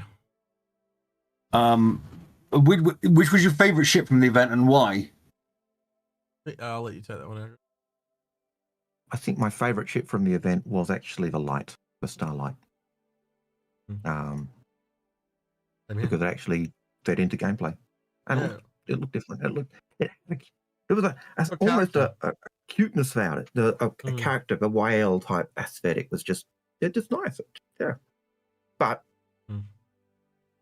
too small. It's a starter ship, and it's a starter ship, so expect it to be small. So bigger. Oh, but it had a style about it. It had, unique gameplay that we haven't seen in a really long time. It wasn't overpriced. It's pretty funny when you look at the shit bull and put next to the Starlight. There's a $5 difference. Yep. Thank you, Grampian Queen, for letting us know. Just one of traders. Yeah. She said she'll be back in 5. Yeah. Thank you for that, Grampian. Oh, Grampian, that's her mum. How you doing, mum? Expat's mum. I just remembered. Oh, Sorry, old man. Okay. Nice to see you. Lovely to have you Been a here. long time. Been a long time. Good to see you. Always a pleasure. You thought Expat was cheeky. Whew. How do you reckon she'd learn it? Oh. Good to see you, Grampian. Yeah, she's a character. Hey, you leave my mum out. Is just, Your mum is awesome. I love talking to your mum. Expat is just a law junkie. Yeah. And law junkies are just awesome. So Now, before we got interrupted, I was going to say the M80 is for a guy that sells you courses. Don't trust the guy in the M80. I'm just telling you. What tells you courses? What do you mean by courses? Sorry, is that like one of the guys, one of the guys with the life advice. Oh, right. Buy my course. Yeah, buy my course. Right. Yeah. Buy Yeah. my PowerPoint presentation that was made in 1942. He reads books, guys. He reads a lot of books. Yeah. I haven't updated it since Windows 95, but yeah. And that's why old man Hurston does not have a matey. So there you go. Looks sexy, but yeah, don't have one. But yeah. Do you want to answer that one to Expat? What was your favorite ship from Defensecon, and why? I mean, it's got to be the Ironclad for the fact that Breakability, both in look and function. No, so I'll tell you this. It's been a long time since I've walked into a Star Citizen ship, and every corner I turned around, I managed to get lucky, and mine actually had the lights on, like the first time I looked at it. The details that they went into now, the functionality, no. Turret position, not always there. Seating position in the command module still needs to be redone, in my opinion. It's not a good seating position, that you can't see the landing gear, all this kind of stuff. The command deck that is supposed to look into the cargo bay needs to be moved forward so you can actually see into the cargo bay. And the seats that you sit in to activate the remote turrets, or the turrets in general, should have a view into the cargo bay. So you don't have to be in a remote turret. You could literally just sit there and see inside, what people were doing. Anyway, all valid the points. Usability of the ship is a totally different thing. Like, I feel like they get the design so right, and then it comes to the point where they have to put a person in it, and the design somehow just doesn't work for it. I don't understand how I agree. they don't design around I actually think the person. I think they made it worse from the concept. One of the things was let's just talk about the normal Ironclad, how it had 2 tractor beams on the roof. Now it's only got 1, and they moved the other one onto the inside. So that slows down the loading and unloading significantly. Yeah. Well, the thing I get with that is it makes it harder to bring larger items in, because you can't get those 2 tractor beams working together to bring something larger in and put it down. But I had. Yeah. You were going to say, but No, continue. That's one of the things I did enjoy. The thing I loved the most. First time I took it out, I was able to scoop up a ship in my hangar, lock the door, go down and start salvaging. What'd you call it? You had a name for it. The Moon. Yeah, I call it Moonraker. Yeah. I wonder Moonraker, what Hook was saying here, because Hook's also saying we need to fly in the Ironclad from the main ship. I don't think that's the answer. I think it's just the cameras. And I said that in the review that we've recorded, is that it centers around the command module. Why can't you just have it center around the entire mass? It is a third-person camera after all. It doesn't matter. Sorry, so that is actually a bug that's happening because of the command module is getting kind of priority over, like, the whole ship isn't unifying every time you connect and reconnect. Yep. So that's a bug. However, in Star Citizen, the immersive space game that we all want to play, right? You shouldn't need the external cameras, okay? A pilot of these ships, or of any ship, let's be real, should realistically be in a position to be able to see the corner of the landing pad, see where at least some of the landing gear are going to be placed, see where some of the, all the landing pads have like guidelines, you should be able to see those from the pilot seat. Have you had trouble? You don't need to see all of them. Have you had trouble landing You need from to the see command a module? piece. Because I haven't. Yeah, absolutely. Oh, okay. Absolutely. Because you can't. Maybe it's the female character sits a bit lower, but in my opinion, the character has to sit like at least one head just a bit higher, because you want to see at least the front landing gear. Because if you can place those in the right spot every time, you know, like the whole ship is in the right place, right? The whole benefit of the command module being off center was to get that benefit. Hang on, let me just stop you. I think what it is, and I'm just sitting thinking here about how I fly things. I fly the Caterpillar a lot, so I'm wondering if it's my experience with the Caterpillar that's given me the advantage. Do you fly the Caterpillar at all? Yeah, Caterpillar's amazing, but the Caterpillar, you got to remember, the Caterpillar has the benefit of that module. The module was designed for the Caterpillar, not the Ironclad. And so the seating position of the Caterpillar is less important to be higher up, because the command module is lower down. The command module is almost on the same height as the landing gear. I mean, you're not far off the deck with that command module. But with the Ironclad, you go up by like 3 floors. Yeah, but if you lower it down, you're going to be blocked. Your vision's going to be blocked on the right-hand side. That's the problem. The Ironclad is almost twice the height of the Caterpillar. So exactly. So that's why the Ironclad was.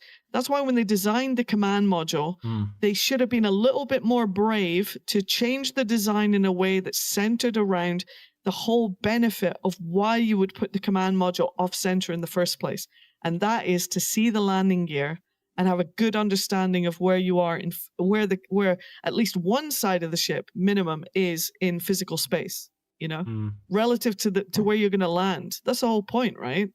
You know, you should be able to see up to the hangar opening. You should be able to see the front landing gear to figure out where to land. And it doesn't do that, in my opinion. So it also needs camera angle, parking cameras with the little video parking screen. Cameras, yeah. On the little screens and everything. Lined up, on an MFD. Oh, we had those. Well, they're coming back. They're coming back. So again, I think that will be a thing. You'll be able to look at the little globe thing in front of you and see the hologram and work it out from that.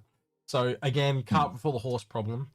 But everything you said is valid. Like there are some view problems. There's definitely some bugs. But you would agree. You've both been here long enough to know that the next patch hits most of them. Yep.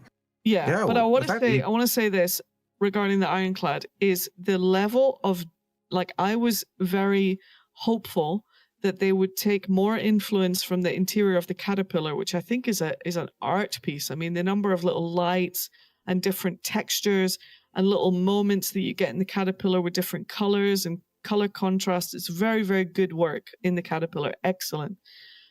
I was hoping that they take some of that inspiration and put it into the Ironclad so we get more like an industrial clean Drake, as opposed to the more scrappy Corsair Drake that they were going for before with the dim lights and you can't see anything and cables hanging everywhere.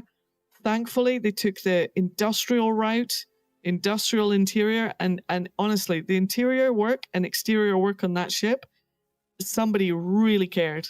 It took them a lot of time to do that, I can tell. There's 2 parts to it. There is the maturing of all the kits. Caterpillar was a very old ship. Right, it has the garbage bin liners on the walls. We really haven't seen that on too many ships since. Once the Vulture came in with that industrial look, it's almost started to carry through almost every single Drake ship, right? And I think the second part I'll add to that is the Ironclad was said to be built so they could build the Kraken. So what you're seeing is Kraken pieces. Oh, awesome! Yeah. Eventually one day. Did you find that it took a long time for the atmosphere to return after you'd opened up the hangar bay? Yeah, it's a very big honestly, room. from a usability perspective, it was more like a meme than anything. I can't realistically take the ship out and use it and try and. Although I've heard from EchoBit and Anzia Racing that they have taken the Ironclad and put a bunch of Nova tanks, opened up the top of the Ironclad cargo bay and fired those tanks out from the Ironclad and hit the Yeah, there's going to be a video coming. There's going to be a video coming, apparently. So they've been doing a lot of shenanigans. They also did Pitbull launches from it, and it works quite well. So if you can get the Ironclad to the location currently, and it will somewhat work, but I've seen a lot of people try to use it and then just go back to the C2 because it's still in a rough state. Also, I think you really are going to need a high crew count to go with the amount of cargo. Like we're literally talking at the point now where what's that, like 4 times what the Hercules can take type of thing. So you're going to need, and think about all the struggles we had with like just 2 people in the C2. You got some big tasks there to get those things loaded quickly. So I think we're entering territory with some of these ships where we just don't have the full functionality for them to come in, especially really high crew combat cargo amounts. But we'll see. I think the assault is going to be the one that most people gravitate towards, especially with how the game is now. And once base building comes in and vehicles become more prominent, I think that is where they are. Just a little early. We don't quite have everything in place. Algared, I don't know if you agree with me on that, but kind of where it feels like it's a little bit up for the horse. It's here, ready for something that's coming soon. I think sometimes we do end up with that. I don't think Sergio planned that to be the case. They plan the ships coming in and they plan the gameplay or the bits to come with it. But sometimes their laid plans just don't end up working or panning out the way they'd hope. And so things often lag behind a little bit. But yeah, so it's actually what's holding back the potential of the Ironclad assault? Genesis. Rock guy needs to take a break and we'll hang in the planet, guys. Come in. Sorry. Remake the planet. So what? Sorry, why is that held back by? Because vehicles are miserable. Driving around vehicles is miserable. Vehicle physics is miserable. There's too many rocks. So that's base building, actually, because once you have base buildings on the ground, you're gonna have more reasons for vehicles to exist. It's all interconnected because once you have bases, then you'll have turrets. When you have turrets, then you're gonna need vehicles. Like it's all interconnected. We're now down to a single linchpin, and the single linchpin is base building. You get that shit in, you get all those bugs sorted, and it's just going to go off to the races. We're going to be going in all directions, all channels. But right now, this tight little hole that we're going to get through. We're flying. That also we call it the head of the needle. We're all trying to do the head of the needle, and it's just on us right down. But that ties in with your view on. Go ahead, Algared, go ahead. No, please, Algared. But that ties in what you're saying about the assault not really being there yet. Like it's really geared for those ground vehicles, but you can't really use it for that role because ground vehicles suck because there's too many rocks and all the rest of it. So, but it also shows the Liberator being in production. It's reinforcing that. So I think we're kind of essentially getting the Ironclad assault before and getting the Liberator kind of after, showing that they're landing either side of the main event, so to speak. I could be wrong, but that's the feeling I get. And Grim, you're welcome to join us. Yeah. We've got a party in here at the moment. We've got so many people in here talking. You're more than welcome to jump in, Grim, and start yelling and screaming like the rest of us. Right.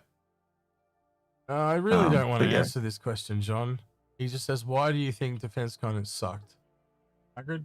Why did Defensecon suck? I think we've kind of spelled that out. I think we kind of answered it with all the other questions we've talked about. It was like, okay, can I say that you're wrong? Can I say that you're wrong? Yeah, of course. I'm gonna devil's advocate.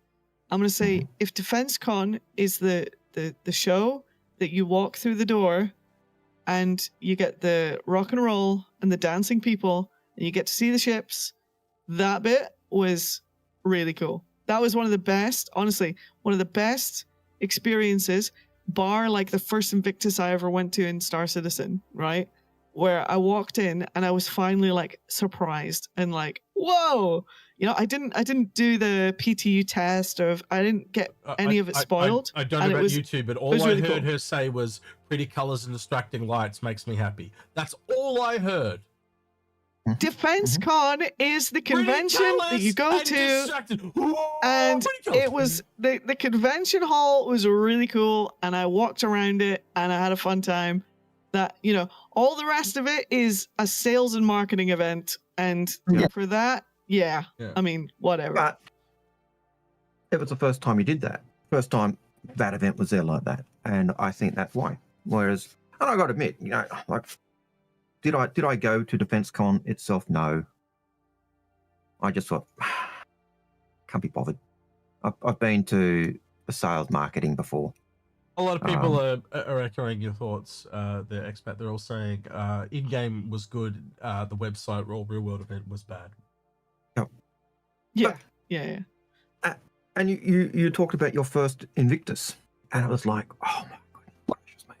What was the sale bad? Like there's like 5 brand new vehicles.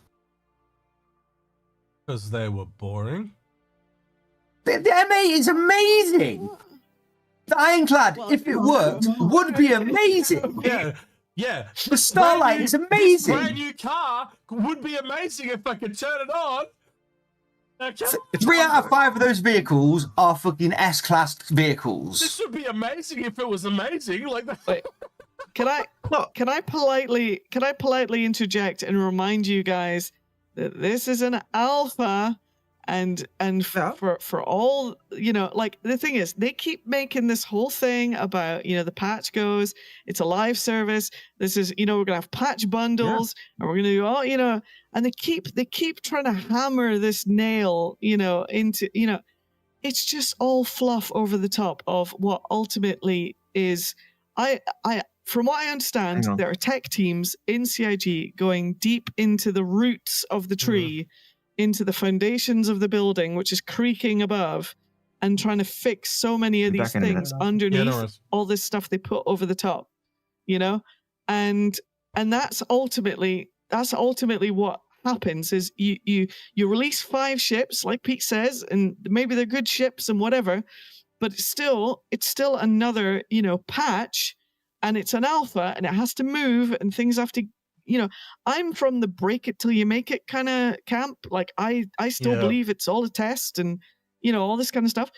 But the marketing and the whole, like, how they sell it, you know, is like, come in and play, guys. Come in and play Star Citizen. It's like, oh my God. And you're just like, well, yeah, no. Like playing with, but it's like playing with a dead corpse. It's, you it starts to smell after a bit.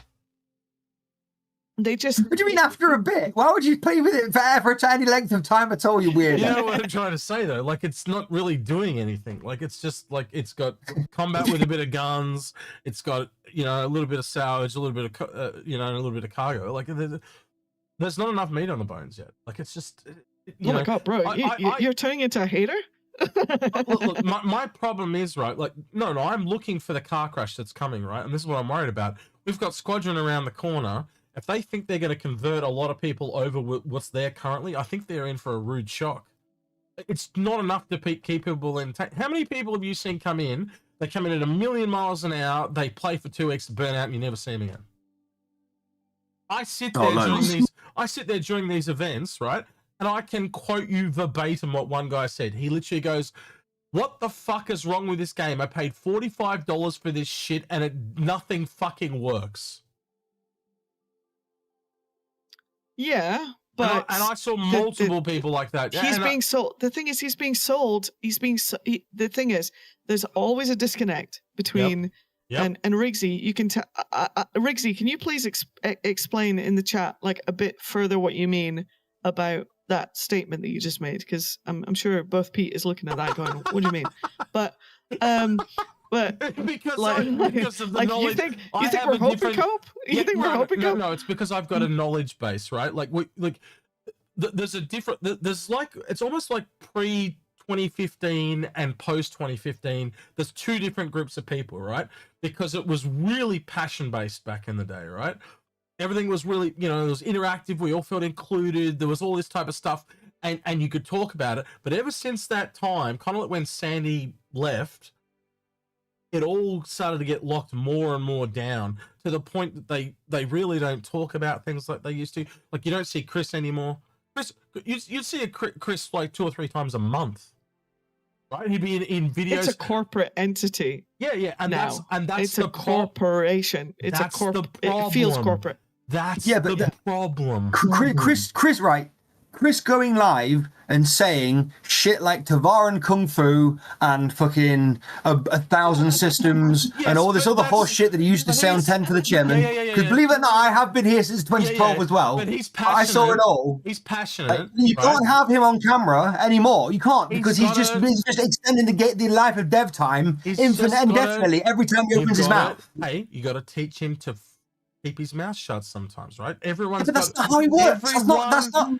Everyone has flaws. I can guarantee you, if I was to go spend a day with Chris, I could give him a list of things he needs to work on.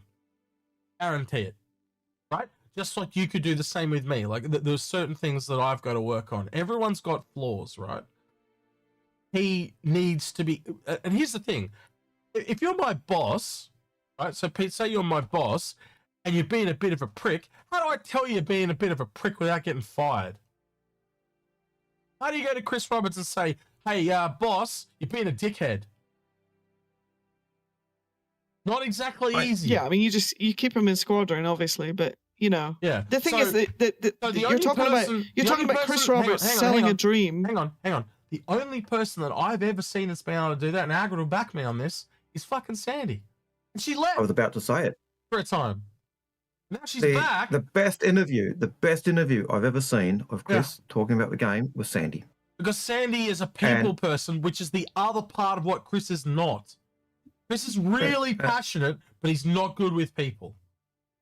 And Sandy just said to him, "Can you say that for someone who doesn't understand?" Yeah. And then you want to fix answer Chris? comes down like 30 words. Chris should only ever appear on camera with Sandy. That would fix everything. In my personal opinion. Yeah, but the thing is, they did in Australia. They did in Australia. Yeah, they were on stage, right? Yeah. Together. We were there. But the thing is that it's a with regards to, like, Chris Roberts, like, should he show his face and, like, what, all this kind of stuff. At the end of the day, like, it's it has become like $1 billion company. I mean, it's not $1 billion because it's like the funding over certain times. It's not actually $1 billion company. It's like a 64 million every year company or something like that. But they generate a good revenue or something. But basically now there's a lot at stake because they have to start, like, they're almost like preparing them, like back in the day, like it was all good, bro. Trust me, bro. Now they actually have to present themselves in a way that, like, okay, you should buy this game, and people are so interested in, like, when they buy a game, that is there a future to it? Is the servers going to stay? Are the servers going to stay on? Who are the guys making it? Can we trust them? All this kind of stuff. The thing is, they keep doing these marketing events and everything like this, and you can't. The thing is, you still can't sell Star Citizen to somebody who goes in and plays it for 45 minutes during an event like this. You still can't sell it, the game to them. The only thing you can do is sell the dream half of the time, right? Because can I just because a lot of gamers won't handle it. Yeah. All right, we've got a first-time chatter from Ryan Solaris who says, "It seems like someone is losing patience." Yeah, I am losing patience. I have seen enough of Execute's videos to tell there is an obvious change right now. This show was the best Invictus Defensecon I've seen. I'm putting words in his mouth. I have been to so far. I mean, before trams actually worked and there was not so much lag that I could get around. Look, those of you that know me, I'm bipolar 2, and I am a lot more emotional than most people. And if I am down, it's generally I'm down on the game. If the game is up, I am generally up. My emotions kind of ride with the game. And I am just not in the best place right now when it comes to this game.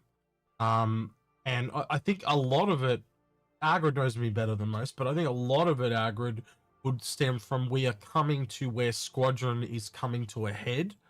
And it's usually, even in development, it is usually the quietest and the darkest right before the dawn.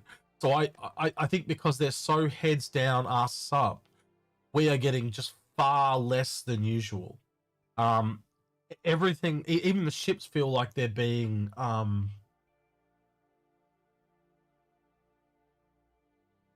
done as quickly and dirtily as possible. I don't know how else to say it. Can you? Yeah, but you have to understand. Hang on. Sorry, I'll let you go. Algared, can you elaborate? Because I know you know me better than other people, but you might be able to articulate it in a different. You know what I'm trying to say. think, yeah, look, I think most of your frustration is that what you see is the same. Defensecon was a chance to be different. I didn't go to the actual in-game event because they lag like crazy normally, and I was judging it on what I was finding at Lawville. I got killed by a train at Lawville. Nice. While I was standing on the platform, the train ran me over and killed me. I went, yeah, I'm not going anywhere else. You know, that's one of the things that happened in this patch for trains. The trains are deadly. And I wasn't even in front of the door. I was to the side, away from the door. Man. Mind the gap. The train was running on the platform. I tell you, it full decked me. Like the event itself for ships, I always find 90% of the ships, 90% of what happens at Invictus or Defensecon or whatever you want to call it this time, is for new people. The best times I've had is when I usually go to Invictus if I'm taking someone new, and I walk them through, and just like you were saying, Expat, the first time you went through Invictus and you saw everything else, oh, that's great. And that's the effect that it has on new people going in. I go in and I go, yeah, that's an ironclad. Oh, yeah, that's a reclaimer. Oh, yeah, that's big deal. I see them all the time. I spawn them in my hangar, big deal. But with someone coming in for the first time, it is awesome. But I'm not that person coming in for the first time. So for me, I don't find it as exciting or that. Maybe if I'd gone this time and saw the in-game aspects that they've done, yeah, I'd gone, oh, this is cool. But I think that's a feeling that's going to build in a lot of people, Algared, because at the end of the day, I'm not denying funding the development of a game that will be released for people that will be seeing it for the first time. You know, later down the line, 100%. I've said for ages, fatigue, I don't. Isn't it? It is fatigue. I don't think it's fatigue. In a sense, it is, but I don't see it as fatigue itself. I see the event as for new people. So the last few years, they've really been tailored at new people. And if you're lucky, you kind of get one ship that you're interested in as a veteran backer, right? And one of the things for me is I always look forward to the bigger sales. I was looking forward to this, and it was just nothing there that kind of drew me in. And now I look forward to 6 months ahead. The only thing that's sitting there is the Galaxy. Now, whether you like the Galaxy person or not, this is what I'm about to say is from me, it is a Caterpillar alternative. I have no interest in it. None. So there is no draw card there out in the distance, with one exception of Squadron 42. There's just nothing sitting out there pulling me in. Know about a few things in the background that I can't talk about. It's one thing I'm really interested in that I can't talk about. But again, I don't know when they're coming, so I don't have something to grab on. And I'm talking about my bipolar here, right? This is a strictly me issue, right? And I need something to pull myself towards, and I don't have that at the moment. And I think it's a personal problem. I know it's a me thing. I know it's not a thing, but I've got to get myself back. You know, I've got to go out and talk to people. I've been talking to people, and Algared will talk to me, and I'll vent like crazy, and it'll be okay. But that's what's going to happen, right? But I haven't the time. And also, my filters drop. I gotta tell you, I become a grumpy asshole after these events because I just haven't slept properly. And so, when you saw me if you watched Captain's Table last week, I just done the last one the day before. That was filters full off, and that's why it was all Rant City, because I was just venting like a mofo. And I've got no doubt tomorrow will probably be similar. But So I have a question for you, Execute. Do you ever do you play the game, or do you find it helps you at some point just to kind of turn all this kind of content stuff off, or like kind of tune it down a bit, and then just go in and play the game? Maybe join like a group going to TSG, or getting into like a Hathor and looting some stuff. Maybe in your mind focusing on like, oh, I want to get this particular armor set, or find some attachment for my gun, or I did. you know, like making those little I did daily for a time, but after kind the of wipe, goals or I've something. just lost all motivation to go after armor sets and blueprints and stuff, because I know it's all going to be wiped. I went after that, Interesting. that Okay. Iron Man suit that was really hard to get. Took like 45 hours to get, and they just wiped it. So I was just like, yeah. So I think that feeling with that armor suit, you grinded for, you did the grind for it, you got it, you spent all the time doing it. It wasn't something that could be duped, and you lost it. And I think that's the thing that's actually given you such a flat feeling at the moment in the game. I've enjoyed just getting in, and sometimes if I'm super tired, I'll just take out a salvage ship and I'll do some salvage. But I've been in game a couple of times this week, wanting to check out things, wanting to do TSGs, but my sleep pattern doesn't always line up with things. I have been trying to get in with our org and do a TSG. I tried to hang out with Bops a couple of times, but I was running out too late to do TSG with him. But I do need to get in and try and get into a group and do some stuff. That is for sure. Alex, the gas miner is already in game, believe it or not. We actually have a gas miner in game. The gameplay for it just isn't there. The Star Ferret is a gas miner. Yep. Gas collector, gas miner. Did you guys execute? Did you guys already talk about the mention of the marketing potentially changing a bit for the future? I think Sandy mentioned it. You said that Sandy was the kind of the best communicator, and there was a line in there that was interesting about the What was marketing, the line? You're talking about the variety article, yeah? Yeah, about how things are going to be changing regarding the marketing of the game, and they believe that the community will get on board with it. So a little bit of a weird one. I wondered if you had investigated into that a little bit. It just depends which way it goes, doesn't it? Do they make it more mass market appeal, or do they make it go more personal again? And I have to assume it's going to be mass market appeal. One of the reasons it changed from that passion-driven thing was it just wasn't sustainable. You cannot do individual customer service like they did back then. It's just not possible. Yeah, because it kind of plays into that idea that you were talking about, how we don't find out anything anymore, and we don't, and there's this kind of like lull now, and you're not finding out information and things like that. And I can imagine, like, for you want it, I know you're super passionate about, the both of you, about information. Yeah, but I mean, the name of the channel is Inforunners. Yeah, like, you want info, right? Yeah, but one of the things is they do what's best for them, almost regardless, right? So instead of coming out and giving out information, worrying about any blowback at all, they just don't do any information. It's the safer play, right? And so because of that, we are starved for it now compared to what it's been like in the past.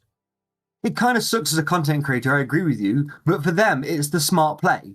Because every time they've said, oh, this in 3 months, this in X in Y, to Y time, and it doesn't happen because of inevitable delays that they didn't think about, or some weird intermittent flipping thing that they didn't account for, or some random thing. Development happens, essentially. Yep. And it doesn't come when they hoped it would happen. And the community just goes, right, you promised this date, it's not here. And it all goes to shit again. Well, to avoid all of that, they just don't bother anymore. Yeah. And I understand all that. I get all that. But by the same token, I still want the information. I still want to know, like, how do you continually follow this game and they don't give anything? And that's what it's got to. Like, we can't speculate anymore because all the concept sales are fucked off. I don't think they realized. Well, probably they do now, but like the ship silhouette video. there are so many channels that talked about those videos for almost the entire year from when they were released, and like people stew on that. It gives them something to look forward to, and you removed it all. Like even a silhouette is some. You know what I was talking about? Like clawing forward, like I'm pulling myself towards that final thing for the year. It gave me something to look forward to. Right now, I've got nothing. I've got no visual. I've got no dream. And this game was built on dreams of one man's vision, and there just isn't that. I've got nothing to dream about or think about, and that's what I'm trying to get to. I think the problem is that, like, if you look at the information is there, it's in the monthly reports, but because it's in walls of text, it like it's not how it used to be, where they used to do like a half-hour video with a couple of presentations and slides and shit and explaining it. Essentially the same thing, paragraph by paragraph, but in video format, so you could digest it. Yeah, and they used to sit with the devs and things like that and do these cool little, I don't know, like, you know, here's a dev, he's got this thing opened and it's on his computer, and we can look at this and we can look at that, and he's, you know, designing this thing. But I mean, Jared said like, oh, nobody likes these, but I loved it. I love when they I've seen like old videos of them like going in and showing like how they like design a location and like what they do. I find that kind of stuff kind of fascinating personally, but you know, I don't really do it anymore. I find that the ISCs of the Inside Star Citizen stuff tends to be like almost before something's going to release, and then half of the video is we're working on something, but we can't tell you. Yeah, but also, or they talk about it after it's come out, and people have already gone in game and looked at it themselves anyway, so it makes the whole episode a waste of fucking time. Yeah. You know, what was the point of talking about? I know what you mean, but the thing I would say is that this is going to be a recurring problem, and this is going to be an increasing problem for you if the content that you're or the stuff that you're craving is information coming from this company. I mean, you can see where the trend is going. It's going to be a lot less about the grassroots of it, and a lot more like, you know, our outer image, you know, and protecting the outer image, because, you know, there's going to be people coming from the outside in, and we want to present make me feel this, better. You are fucking failing. Just no. But but the pep talk is going to be that because you've got so much information about the game, right? And there's going to be people coming in, right?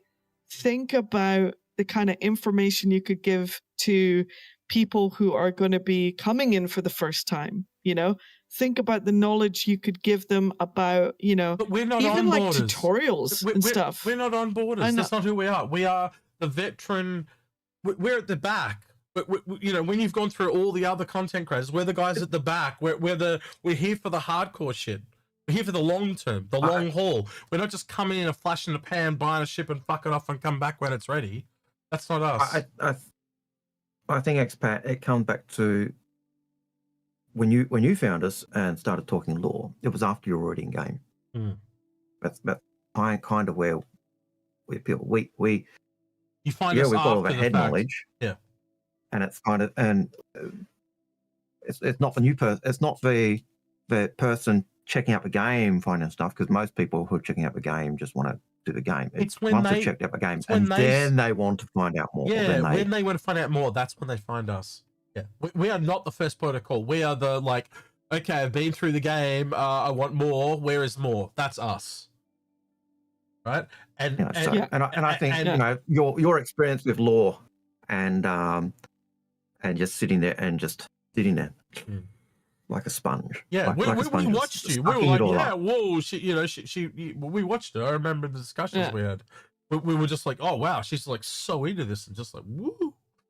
You know? But that's the thing, right, guys? Like but see, that was the info I came for, which was like, okay, there's got to be more to this. Like, you know, there is going to still be more to this, and I'll tell you this: there's videos that you guys have made 5 years ago, 4 years ago, 3 years ago, 2 years ago, 1 year ago, that a lot of people will have never seen, might never click on it, you know, but that information is still valid, because some of that stuff still isn't in the game. after right? episodes Now, you may not hear any new information about it, the best you know, episodes, or it may be slightly modified, but you can still give that information. The best episodes that we enjoy get next to no views. The ones that we make for ourselves, they get no views. The ones we do where we're looking at where the game is going, what the game is, what's coming. Yeah, we do a re-review of any ship and it'll get a heap of views. But to us, that's just like something we've talked about any day of the week. But that's what this show is for. People come on, you ask your questions, and we'll answer your questions because that's us sharing. That's the thing we do every week. We come in and we do this show to answer the questions that people want to know and stuff like that. That's why we do this, because we kind of got sick of doing full-length episodes that were for what we saw as to us, they're mundane. They're really obvious, right? And they only require a short answer, and that's kind of where this came from. Like even sometimes when we're looking for a show to do for recording, we'll say, let's pick some low-hanging fruit. By that we mean let's pick a topic. Yeah. Mundane. Yeah. And sometimes those episodes are the ones that go through the roof, because what we could think is mundane and just easy is something that everyone else, like you're saying, but just go, oh wow. Yeah, it's like Ryland says, he goes, I liked your fix for fleet streams. Well, we don't do that anymore because it's just we've helped so many people that, like, when they get to us, there's almost nothing to fix. Like it's such a small, like people are so well educated now. We did our job, right? We had people at CIG that came up to us and said, oh, you know, you saved me thousands of dollars before I even started working here. You know, that's all we ever wanted to do, show that the system was really convoluted and it needed fixing. They've never fixed it, so we just showed how people how to exploit it. But you don't know how many people come in my chat and say, like, what is a CCU? What is a ship upgrade? Well, what is it? You know what I mean? Again, like, what does it mean? There's still so many people that you got to understand, like, as they continue to market this game and as they continue to do that, like, you know, I want the game to be for the original backers, obviously, and I want it to appeal to the original backers. I don't need a new audience to love the game, right? I would like to love the game, ideally. I spent the money on it. But, you know, hey, that's another point. But as these new people come in, right, and there are still new people coming in, there's still referrals coming in, there's still, you know, look at the numbers on Twitch with the Twitch drops and stuff like that. There's people that haven't played Star Citizen. You know, I feel like there's still content to be made for those people, there is, you know, but they've also a lot of talking to the older people who are still here. Hang on, you stated one thing. I need to address it, right? When you look at CCUs, you look at this sale, right? You'll notice the last 3 or 4 sales, I haven't done a CCU guide. Why? Because they've killed them. You're lucky if you can find 3 or 4 to string together now. Like it's just the whole CCU chaining thing is dead. You can only do it on a personal level over a really, really long period of time. And I can't build a guide for that because I'd have to build it over like 4 years.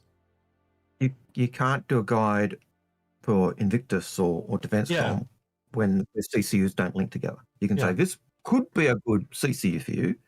Yeah, this one could save you a lot of them, but you can't really do the build it from scratch and go, okay, we're starting with this, we're going to end with this. This is how you can get it. This ship for cheaper. The biggest savings now is when it's a new ship, like the Ironclad. But again, once the concepts end, there are not going to be any war bonds. They all fuck off. You know what I mean? Like, they're just way the dodo. Well, I don't think Typhoon Phoenix's comment there is correct. Like, no more concept equals dead CCU chain. No, because if you've got the older CCUs, so for the older backers, no, they're not dead because you've got them. But I think you need to reword that, Typhon, to be no new CCU chains. No new CCU chains. But even with that, you could add a top bit on or modify into a new ship, but you can't. You can modify an existing chain. You're not going to be making new chains. I don't think that's the problem. You certainly won't make new chains with the massive savings you were getting in the old days, but you can still get, and I mean like 50%, 60% discounts or 80% in some cases. But you'll still be able to do over time. If you do it over multiple sales, you'll still be able to get, I think, you know, start from a starter ship and find but little jumps to get that bigger ship. I mean, I got 47% off the Percy right? Which was pretty good last year. And then I'm currently, I could have got a 42% on the Ironclad, but I decided not to apply it. Instead, I got the CCU that they gave out to the Liberator, which was a CCU to a concept, by the way, which was interesting. That was a good Defensecon thing. I think a lot of people would agree with that, because that actually has the loaner of an F7A and a Ironclad Assault. So for a lot of people that didn't lock in the Ironclad Assault because it was like so buggy, right, and they were a bit concerned about it, they can kind of hope for the next one or the better one, right, and get to play with it now, right? Yep. So there's some interesting things out there, like some tidbits. Yep, and that's right. I think you're still going to get those 1 or 2 CCUs that are good, but to build that chain, it's going to be building over several years, and that means the old chaining guide CCUs would do, we can't do in an episode. Where what we would do in the past is we would go, okay, we're starting at this ship, we're starting at the Pitbull, we're going to end at the Ironclad. These are the CCUs you can get this sail to get the Ironclad to that.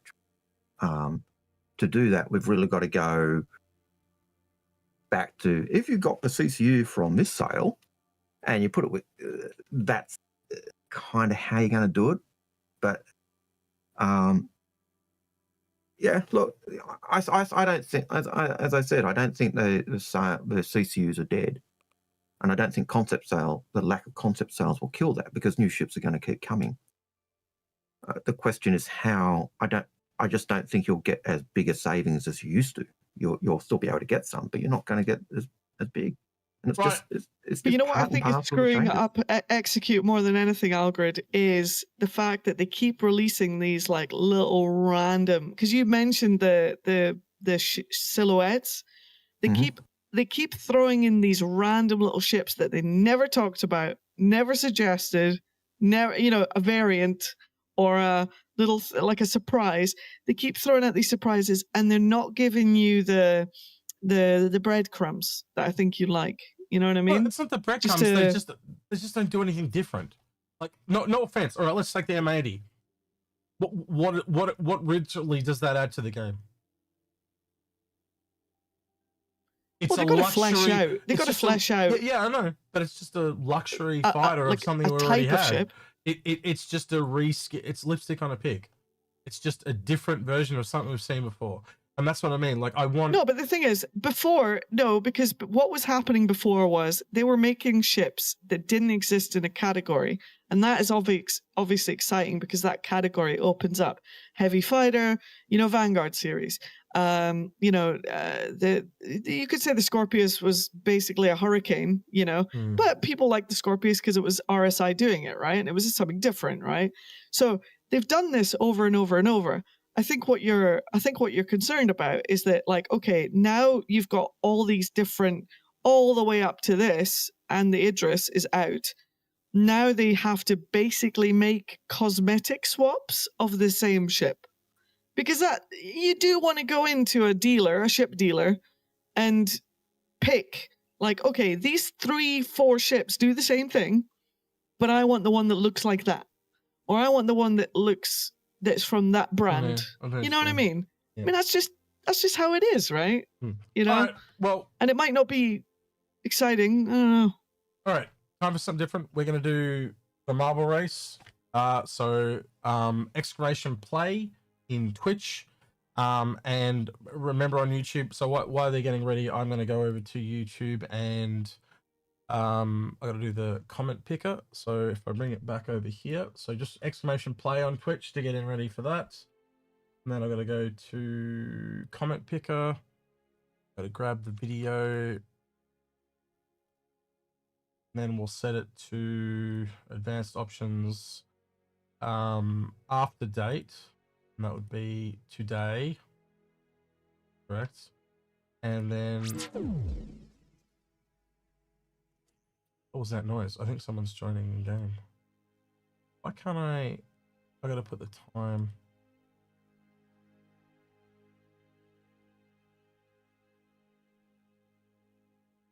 Ram, how do I do the time?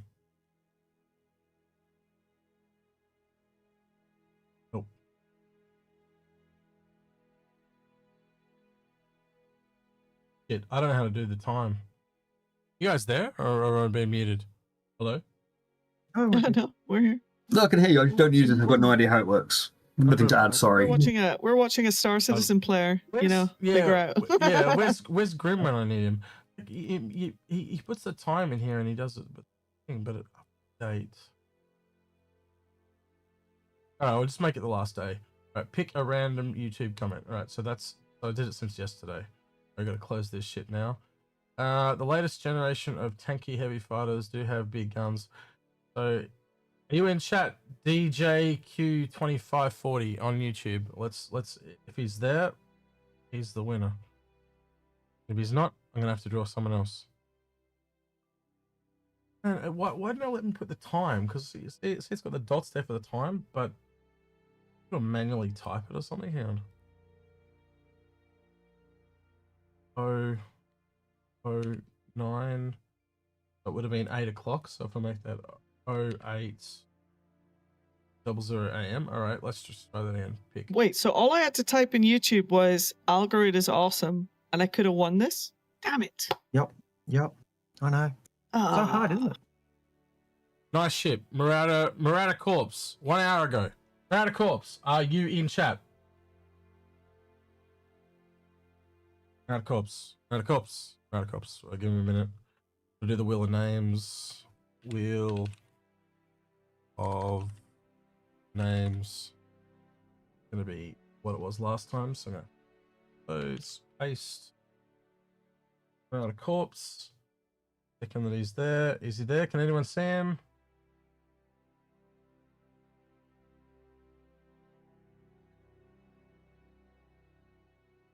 Nobody. All right, he's not there. Oh fuck. Man, kids today, man. I think that WTF is pretty much everyone when they were playing this patch at some point. How do I? All right, so I'll put ourselves in there just for shits and giggles. We've got a countdown of 10 seconds, so I'll give you guys a 10-second countdown, and then I'm gonna click the play button on the mobiles. Put this one over here, and if what's his face? What was his name? Mauder Corpse hasn't got back to me. I'm gonna draw someone else because I want to make sure they're on. They're here. He hasn't replied, so I'm going to assume he is not here. He came and dropped his name and ran. Oh, his name? Wait, Marauder Corp is that guy. Randor. Wait, all right, go back. Is it one of those ones where it's being stupid and giving me two separate names? See on YouTube. All right, let's have a look. Go back over here. See on YouTube. It should be this top person. That's not you. That's Marauder Corpse. PC, I won marbles. I won marbles on someone else's. I won marbles on somebody else's stream, and they couldn't believe it. I said I was going to win, and I did. There you go. Yeah, I'm amazing at this chat. I'm warning you. No drive-by giveaways. No, I'm not putting up with that shit. No. Let's do it. I'm doing it again. Not here. HeroLex. Now there's a name I fucking know. HeroLex, are you here? That is a name I know. I were here. Oh well, they're gonna be kicking themselves if they're not. Give him. I'm gonna let that one ride because I know here. I know it's a name I know, so I'll let that ride for now. We'll go do the marbles and then we'll come back. All right. HeroLex is here. What's HeroLex is there? All right, excellent. HeroLex is you're it. You're the YouTube person. All right, HeroLex. Copy that over. Wheel of names. Bang. You're in there. All right, marbles on stream. Do I have that up on? Yes, I do. Right, because I don't do this for everyone. All right. Good luck, everyone. Here we go. 10 seconds. Easy clap. Easy clap. I gotta remember how to control this fucking camera now too, because this was a bitch last time. Good luck, everyone. Oh. Oh. Oh. Oh. Is there a key to follow the leader, Pete? On marbles? Press 1. 1? I'll just keep pressing 1 and it will go to the front. Ah. All right. Yeet. Yo, you got Yeety. yeeted. Yeety. Can you get yeeted again? Oh shit. Oh, I'm not boosting. Oh, look, I almost don't want to win. boost. You get our own shit back at this rate. Oh, I got. Oh no, he's still going. Oh. Who's in I'm the lead scared to now? boost. Oh, I'm boosting. it's almost. Wildly coded there. Oh, Yeety's back in there again. Yeety, the Panda Go on, Mechanics. Go on me. Goes, Go on me. oh, that's an Go on insult's me. catching up. Come on. Up. Who's winning now? Yeety again, man. Yeety really wants this. What the hell happened to Datsun? He just went backwards. Okay. Oh, really slowed down there. I'm putting a boost in. Come on. Oh, he's almost there. Here we go. Oh, pipped at the post. No. My name's disappeared. Strider. No. Inforunners won. I have no idea who this is, but they have won. They got a very colourful ball though. Oh my god. Right, is Inforunners 1 here? Inforunners 1. That is me. Let me have a look here. Oh my god. I think I lost my marble. Your marble got knocked off. Yeah, my last marble. Of the You lost patch. your marble. Just fell off the side. All right. Inforunners 1.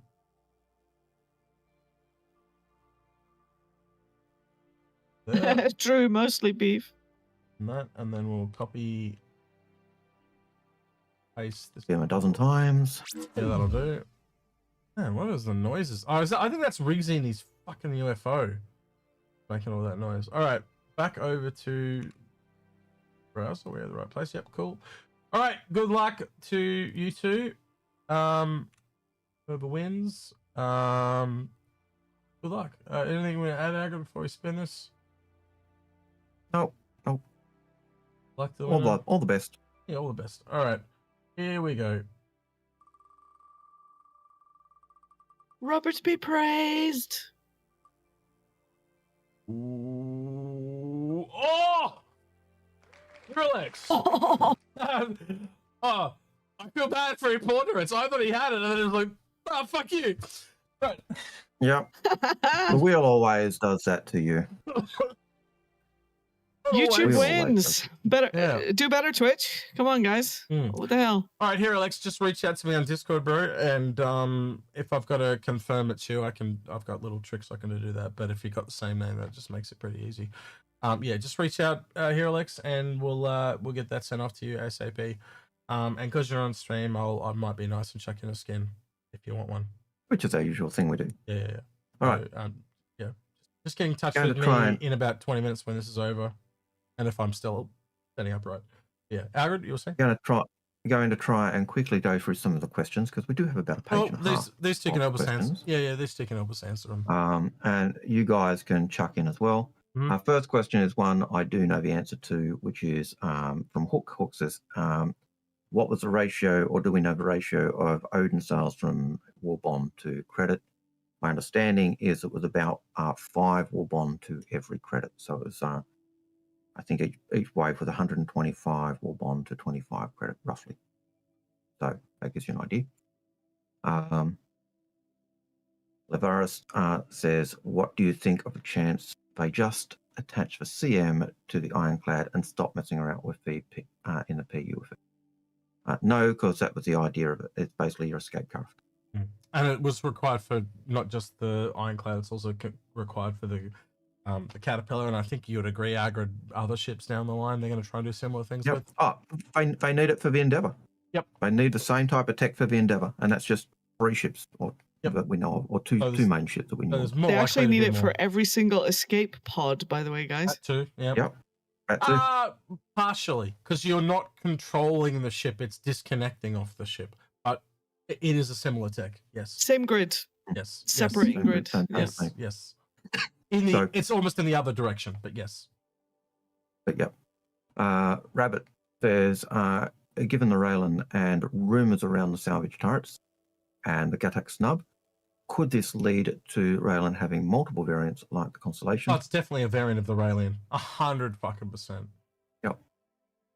100%. 100%. Grim also popped in and said the Crucible also needs that type of tech from if I'm reading your comment right. Grim. Yeah, with the Scarab. With a Scarab. So that docking procedure is needed for so many. So that cab is. And it also leads to ship docking too, because what's going to happen when two ships are together? Like if one moves, how the other's got to go with it, you know? Yep. So it's not just a one-off. It's something they need. It's the tech they need, and it's just little things. It's just growing how to get pains. sorted. Growing pains. Hook says, "Do you think the Odin did that? Do we think it was slightly different?" Let's see. Do I think the Odin ratio was different to any other whole limited sale? I can't recall. It seemed pretty on par with what they did with the Kraken and stuff like that. It didn't seem too different to me. Yeah.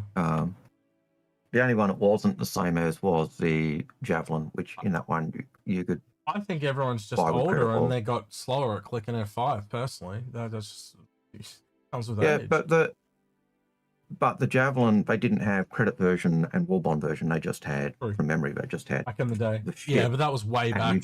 Yeah. But that was like the first. You could buy with credit back then. Yeah. Where it's a prospector gold pass, still being done. In my other pants. Right. Yep. Next. That was Prospectus Prime. Admiral Khashoggi says, while the capital sales are technically limited because of hull counts are fixed, the 1 second sellout window is a side effect of demand, not a meaningful limit. Are these capital sales meaningfully limited, or are they functioning more like a lottery? I think it also shows that it was a ship for veterans. A lot of people have a lot of money invested in this game, and it's like, Algared, I don't think you're typical in that, where you brought a lot of ships to support the game. Yeah. And do I want 3 Javelins? Man, not really. So I'd rather have, melt 2 of them and get something different. I basically said, I backed the game back in the day to support the game, but I don't need 3 Javelins. Some people are having collectors. A god ship would be great. Are you a collector, Algared, or do you think he has do you think bad. I'm gonna have to? He has it bad. Do you think I'm gonna? Is it just Pokemon? Is it just a Pokemon, or are we gonna have to put this org it is Pokemon into syndrome. shape? It is Pokemon syndrome. It is a Pokemon. Yeah. It is a Pokemon storage case. He is right. The Pokemon themed storage case that you want to have. Yeah. There is a lot of copious drool. Let's just put it that way. Yeah. But having said that, it's going to be a ship you can get a blueprint for. It's going to be a ship you're going to be able to build. And the ships that we purchase now are not going to be as good as the ships you're going to be able to build. We're going to have to come up with a good name to Algared. We're going to have to sit there and brainstorm that for a bit, I think. For me, my view is it is called Australia. Named after the only battle cruiser that Australia ever had. Well, that makes sense. That actually does. I'll give you that one. So, nice. Which we scuttled as part of the 1925 Five Nation Treaty. Which we weren't actually. On day one of Star Citizen, when all the new people are like leaving Hurston in their Titans, it's going to be Australia that's blowing them up as they leave the hangar. No. Oh, when the workers are trying to escape, you mean? Yes. We'll be enforcing the contract. Yes. Dear. Yes, absolutely. Just remind yourself never to let expat anywhere near Odin, because you'll just get on and go happy triggers. Boom, boom, boom, boom, boom, boom, boom. No. She expat has always just been on announce to the server. Please bring me your tribute. Please bring me your tribute. So I don't think it's limited in that sense. I think it's partly they limit the ships because they're trying to limit. I think they do 2 things. One, to limit the number of hulls because they don't want them to be oversized. If they really want to make money, they'd have just sold as many as people wanted to buy. Yeah, true. So it's not just I want to make no. money. You know, it's like watches, it's like anything, it's like anything. They all it has to say limited, and it has to somehow be limited. But it's limited. It's going to be. I mean, hopefully, it doesn't take that long to make, but it's going to be limited in the way that the Idris is limited, that the Javelin is limited. Is that it's limited every single year that it's sold, and sold again, and sold. You know what I mean? Come on, Yeah, come on, boys. But Yeah. it's gotta feel limited. It's gotta feel limited. Hopefully it is. But in reality, how many people are going to be able to even get that thing out of the hangar? You know, I mean, you'll be able to there's get gonna it be out. certain Whether it's orgs usable that or do not. well. Whether it's you know, as John Cruise said, will you be able to solve it? Well, yes, you'll be able to fly it. Yes, you'll have the laser, but you're not really going to get the benefit of all the stuff unless you've got people crewing it. And it's a bit like the Idris, you know, you take the Idris out, yeah, you can fly it solo. Is it meant to be solo? No. Do you get the best out of it if it's solo? No, you get the best out of it when you've got it fully crewed. Now, I've got to answer a comment in Twitch. Peace and Laughter says, Dread Pirate Algared. The problem with that is nobody's going to surrender to the Dread Pirate Algared. I'll point and laugh and then rob him. But Dread Pirate Roberts, on the other hand, it's the name that does it. Anyway, sorry, just going into the quote. So I don't think it's necessarily a lottery either. It is that sense of wanting a limited number of ships that kind of does make it feel meaningfully limited. It does, but how quickly they sell does almost make it a lucky dip. So yeah, a lottery in that sense. But I don't think it's purely we want to make money. Because if it was purely make money, they'd have sold double the number. They'd have sold. We need to up the sale count for the next patch or whatever it is. Well, they only had to get over 1 billion so they could have their Variety article released. I mean, let's face it, guys. You know, and you know that marketing for Squadron 42 ain't going to fund itself. You know, we're going to have to pay Admin Gold a lot of money to come in and play the game. Let's be real. So why not? So why not sell 250 per wave? Or I think word would get out. Like, you have to keep it limited. I think word would get out. You can easily look at look at the graph and then calculate. Yep. Like, you've already been able to do it. You calculated how many they could actually sell and blah, blah, blah, blah, blah. So I think they've got it to a science at this point. But I think somebody in chat made a good point, which is kind of generating cash over time. So yeah, it's good. You know, they need that for the monthly revenue, but they don't need it for like the yearly revenue, right? Yeah. They want to keep that. Yeah. It did certainly blow. I got to say, Defensecon did certainly blow the fundraising out of the water. So, you know, I really do get the feel I always get the feel Sergi underestimates what the appeal is going to be. Oh, I want to talk about this for a second because this happened this week as well.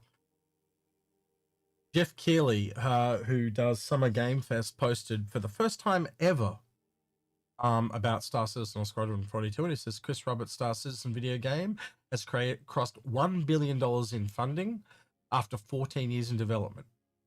And it just says source variety. Now, he doesn't say that as a good thing or a bad thing. He doesn't even talk about Squadron. So there's a couple of ways you can take that. Does it link to Game Fest? Does it link, you know, like the top post is literally a negative, literally a legal heist. So, you know, I kind of put that back to you guys. What do you think? That is that a positive or a negative? I think that's a positive comment. Like, it's not if it was Star Citizen make $1 billion in 1 year, that, you know, and the game's still not out, that would be a negative. But saying they've reached $1 billion after 12 years in production. But, you know, if you work it, that's like, okay, on average, you know, 100 million a year or whatever it is, you know. So no, not 100 million, that'd be, but you know what I mean. It's not just in one hit. It's spread out over time. And as you said earlier, it's not really $1 billion or or Pete said earlier, or Expat said it. One of you. It's not a lot for It's 15 years. It's not a billion It's not really a billion dollar company. It's really a $64 million company.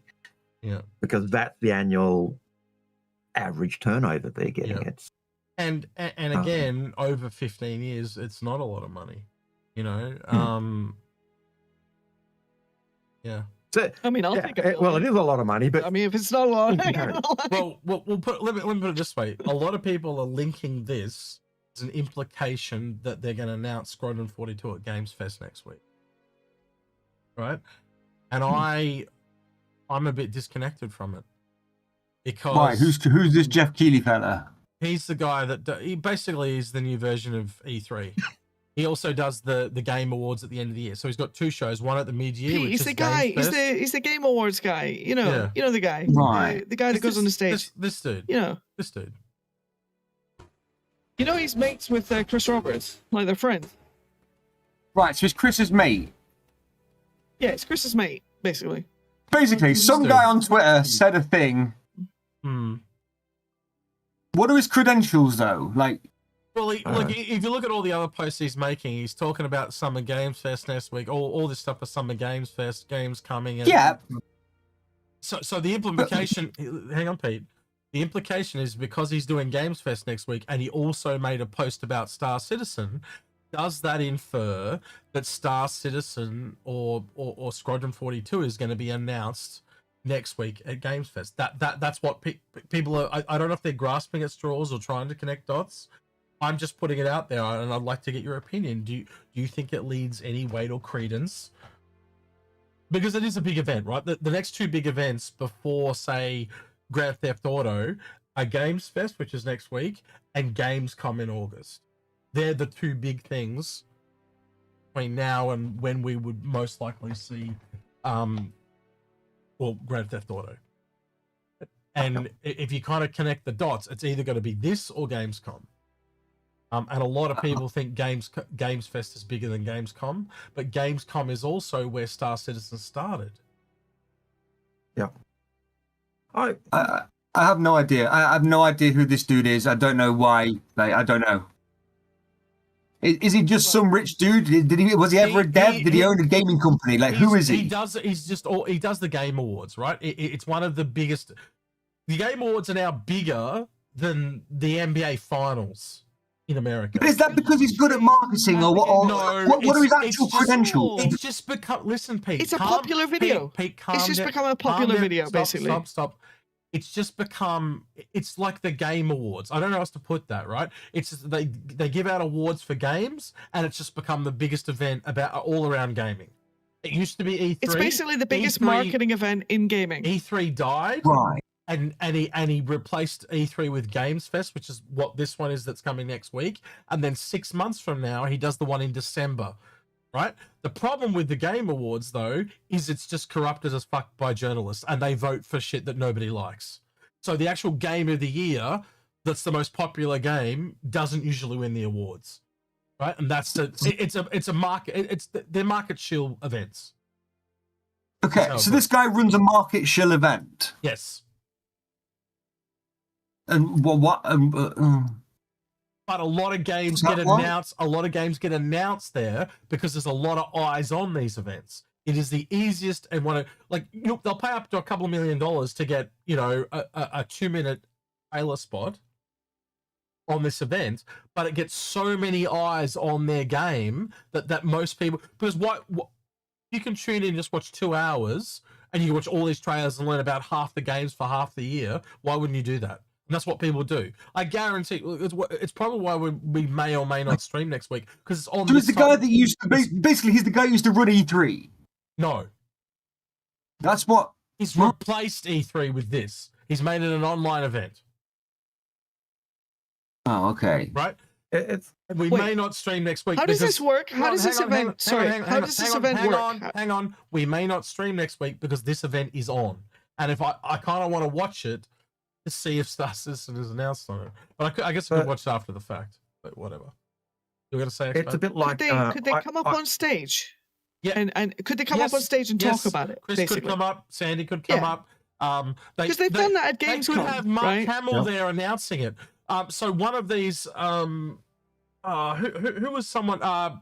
They had the guy from God of War on there, which is what's his name? Who else have they had? They've had singers come on and sing really famous songs. They've had Charlize Theron was on one. They had what's that dickhead? Who's the dickhead? The director come on. It's Oh my God, he's going to watch this. Dill Starfield. What was it? 16 times the detail. Todd Howard. Yeah, he's been on there. No, Heaps of people come on there. I'm trying to think of some actors. Can some people name some actors that they've seen on the Game Awards or they've seen on? Help me, chat. Come on. Henry Cavill's been at everything. Henry Cavill is, or Mark Hamill is who I'd bring on to do Star Citizen without a shadow of a doubt, or Squadron. Why not both? But the thing is, what do they say? Yeah. Well, there must be someone else. Yeah, but what do they say? Shit, not just me. Do you think do you think they can? Do you think they can get away with like not saying a release date? It'll be something like coming. Squadron 42 takes players into the epic campaign. It'll be something like that. It'll mockingly. Could they? Straight. The thing that they play. The thing that they played for us. Yeah. The thing that they played for us. Could they do like a shortened version of like a Squadron 42 like gameplay? Like actual gameplay, actual in-game footage, like one of these things. Yes, it would be that. But Keanu Reeves was actually at the last E3. He was not at Summer Games Fest. It was the last E3. But it is that type of thing. The guy from Stranger Things was on there. Yeah, there's been a bunch of people, but I can't quite remember. But there has been some big name actors and stuff. I think it wasn't Morgan Freeman. It was. I can't remember who the fuck it was. There was a really big actor that came on, and I'm trying to remember who the fuck it was. Oh, Keanu Reeves? No. It was He was he was always in those mobster movies. For fuck's sake, I'm gonna kick myself. Anyway, whatever. But they have some celebrities on it because it's filmed in LA, right? So the it's where they all live. So it's not a big deal to just bring him down to the fucking theater. Chuck him on a stage, get him to talk for 5 minutes, and chuck him $1 million. Around the corner. Yeah, it's just around the James corner. Gandolfini. I don't know, but again, look at all the celebrities in LA. Oh, De Niro. Are you talking about De Niro? I don't think it was De Niro. Anyway. But the point is, there's been a few actors go there and you're like, whoa, pay attention. You don't expect the movie stars to lower themselves to gaming, but they appear there. Might have been Al Pacino. I think it was Al Pacino. I think you're right. I think it was Al Pacino. But anyway, point I'm trying to get at is it's like the Oscars of gaming. That's how I would tell you, Pete. The Oscars of gaming. I would imagine like someone saying CIJ won't do something like that. Or CIJ won't do something like that. There you go. That's a good one. I fully expect. Yeah. Ozzy Osbourne was there. Linkin Park performed there. That is right. Okay, They were I get it now. The event itself is massive. I know the events. I just wanted to know who that guy was. I've never heard of him before. Because it started off with some guy on Twitter said some shit. He's the host of it. He created. Okay, cool. So he created the Game Awards, and the Game Awards this year will be the 11th year, I believe. And after about halfway through that, E3 was fucking dying, and so he made Summer Games Fest. They competed for 1 or 2 years, but very quickly it became evident that Summer Games Fest was going to take over because it was cheaper. It was online. It didn't have to be because E3 was a physical thing. And he went, "This is fucking but this guy's stupid." mates with Chris Roberts, and it's an article from Variety about Star Citizen, his mate's game. Isn't this guy just like an influencer also? So like, what does this have anything to do with the actual event? Exactly. That's my whole point. Nothing. That's why I'm asking you. So is it a guy just linking his mate's game? Is it a guy hinting that he's going to talk about his mate? Like, we don't know. I think there's enough rope to hang yourself here. That's my whole point. But I've seen several videos this week going, "Oh, it's coming next week," and I think it's a bit. I don't think there's enough dots. Algared, and you and I connect dots all the time. I don't think there's enough dots. I think more likely that CIG would go for Gamescom just because of a link to the original announcement. That's my personal feel. I could be wrong. I think And this could go may here. be the better way to go because it's a bigger online It event. might be. Gamescom Yeah. is physical and you have to be there, and a lot of the information doesn't get out. This is concentrated 2 to 3 hours. Watch it, you know about it. Yep. So it's going to have And a lot that- more and eyes that's the other on. side of it. So Yeah. look, they could do either. So Also, if this is in Chris terms Roberts' of- mate and he is an industry professional, there is a chance that he's just like rubbing shoulders and like, hey, do me a favor, send the word out. Exactly. Yep. So again, people saying it's I don't know how to take it, is what I'm saying. I think it could be people saying CIG wouldn't do this type of thing and wouldn't get the stars in. I think they fully intend to do that. I think they fully intend to do a red carpet type arrangement. We've definitely at heard some things point to that effect, haven't we? with the the cast. Fully expect it. That's I've got no doubt they're going to do it. When, that I don't know, but yeah, they'll get the stars in. They'll milk that every bit of dream. You get all the stars in at a red carpet event. You're going to have a paparazzi there. You're going to have the free advertising galore. Right. I am putting on my big boy pants and we're going to turbo super over the top mode. Citizen Verse says, in Astronomy recently vlog, he mentioned the feedback from the internal devs that Squadron 42 will be in 2027. In Astronomer's recent vlog. I'd have to go check up on that. I have no idea who you're talking about, but if you can link it to me, Citizen Verse, I will happily have a look at that. Sugar Blood. My information on that, by the way, says they're still looking at October. Yeah, there's some stuff that came out in the last couple of weeks. I'll go over with you. There's some stuff you've missed this week, Algared. It's all good. I'm going to conversations I had in the week, so. Okay, all right. Okay, well, you can tell me about that afterwards because that might be illuminating for tomorrow. Our Sugar Blood says, question, have they fixed the Ironclad? No. Nope. Yeah, it's the same question. Mr. Stano says, Execute, are you sure the Basher isn't your long-awaited snub ship from the Reclaimer? I love you. Like that's definitely one that I would like to do a variant of. Like if we do that episode of like make our own variant or kit bash or something like that, maybe that's something we'll get back to. But yeah, I think it'd be kind of hilarious, dude. Like a little ship with a welding torch on it. Like have you ever played like Battlefield 4 and you're like an engineer and you go up next to the tank and you start just welding torching. Really funny. You got like these little snubs and you just come up behind Australia, and just baby, that's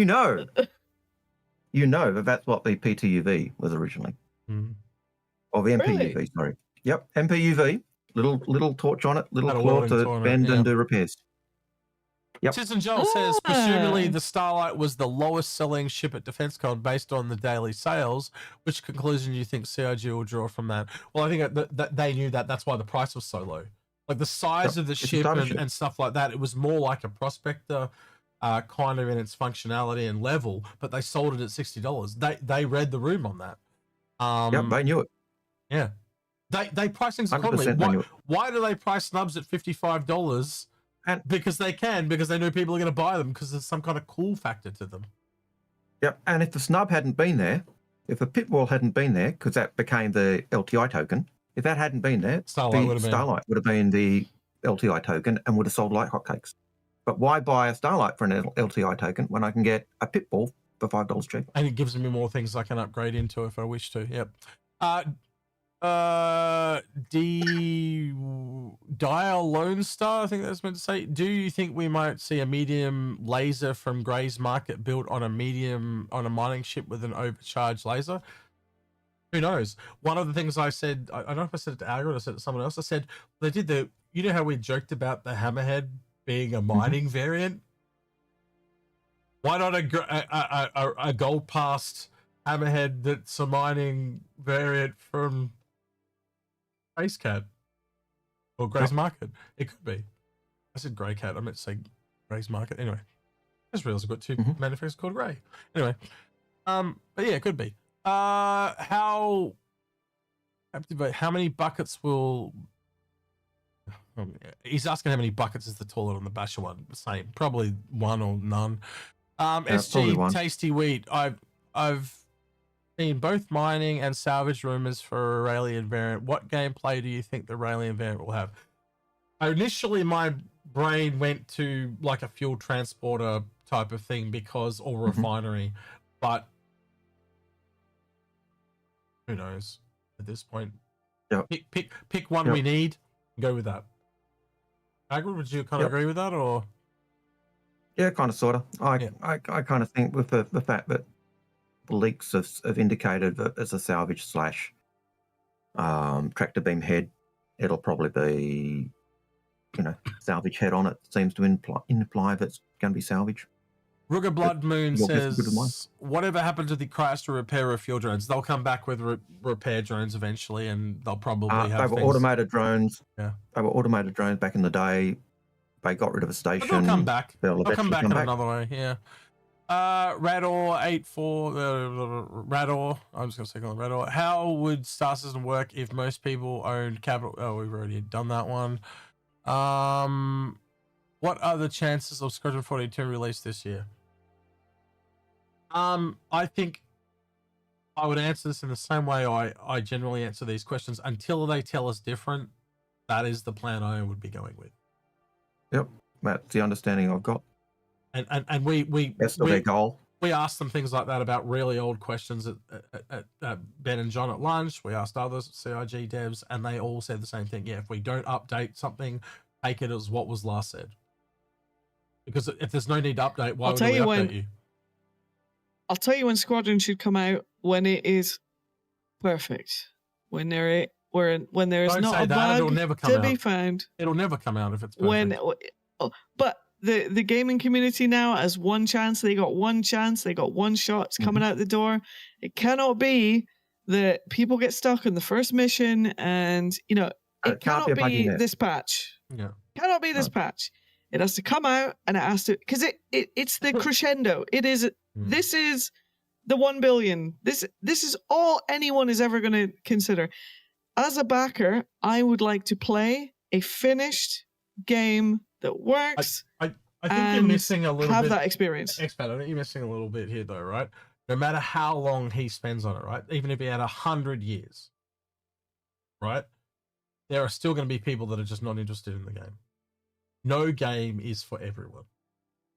No, I'm not interested in anyone. I am not interested in anyone. I'm interested for the backers of Star Citizen that we get a finished product, and the subsequent offshoot of that is that other people, at least whether they like the game or not, the one thing they can't say is it didn't work, it was a mess, it couldn't start, like it's not optimized, it couldn't get past the third level, just for the sake of just everyone's sanity, and just so we feel somewhat good and they feel good, and something went right. Let's just have something go right. One time. The Firebane, how much do we think that the Raelian will go up in price? It doubled the cargo, doubled the price. That's kind of what was in line with what happened to the whole B. I think you'd agree with that, Algared, somewhere in that vicinity? Yep. And other than that, there's usually a 10-20% increase on prices if there's no changes. They've had a major change in cargo. Prices skyrocket. Johnsky asked, how many Odins did we buy? Algared got one, I didn't get one. And Expat, you can only get one per account. Yeah, Expat, did you get one? I got about 3, but they were all sent to her by the last Sims. second. Yeah, they were all sent to her by Sims. Yeah. No, I got none. I was extremely supportive, and I was live on stream for when somebody who we know got an Odin, which is Sandig, the real Sandig. Yeah, big shout out. He hasn't been paying her Simps enough attention, so they didn't get her any Odins. Right. That's an I like how you didn't ask Pete if he got an Odin. Thanks. He already asked you earlier, and he said no. Right. Oh, yeah. That's an insult. Pete, did you get an Odin? No, I'm broke, mate. Sorry. Right. Okay. That's an insult. Says question. Just see moving away from sandbox and becoming more of a theme park.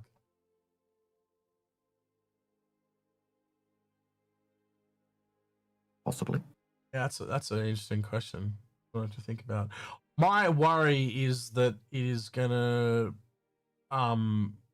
be made for the masses more than made for people that brought in at the beginning.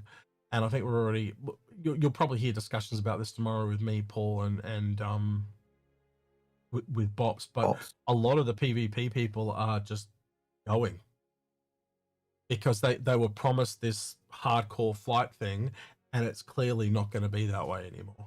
And so they're just fearing.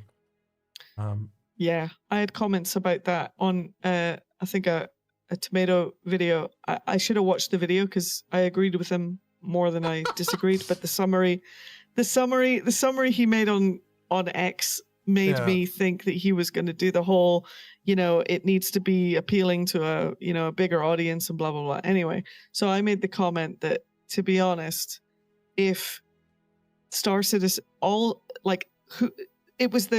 I think I mentioned was made of the wider audience and or this new people coming in, and I said, who are these new people coming in, and why should I care about them? Because as far as I can see it, the whole thing has been funded by the people who want this space game that was promised.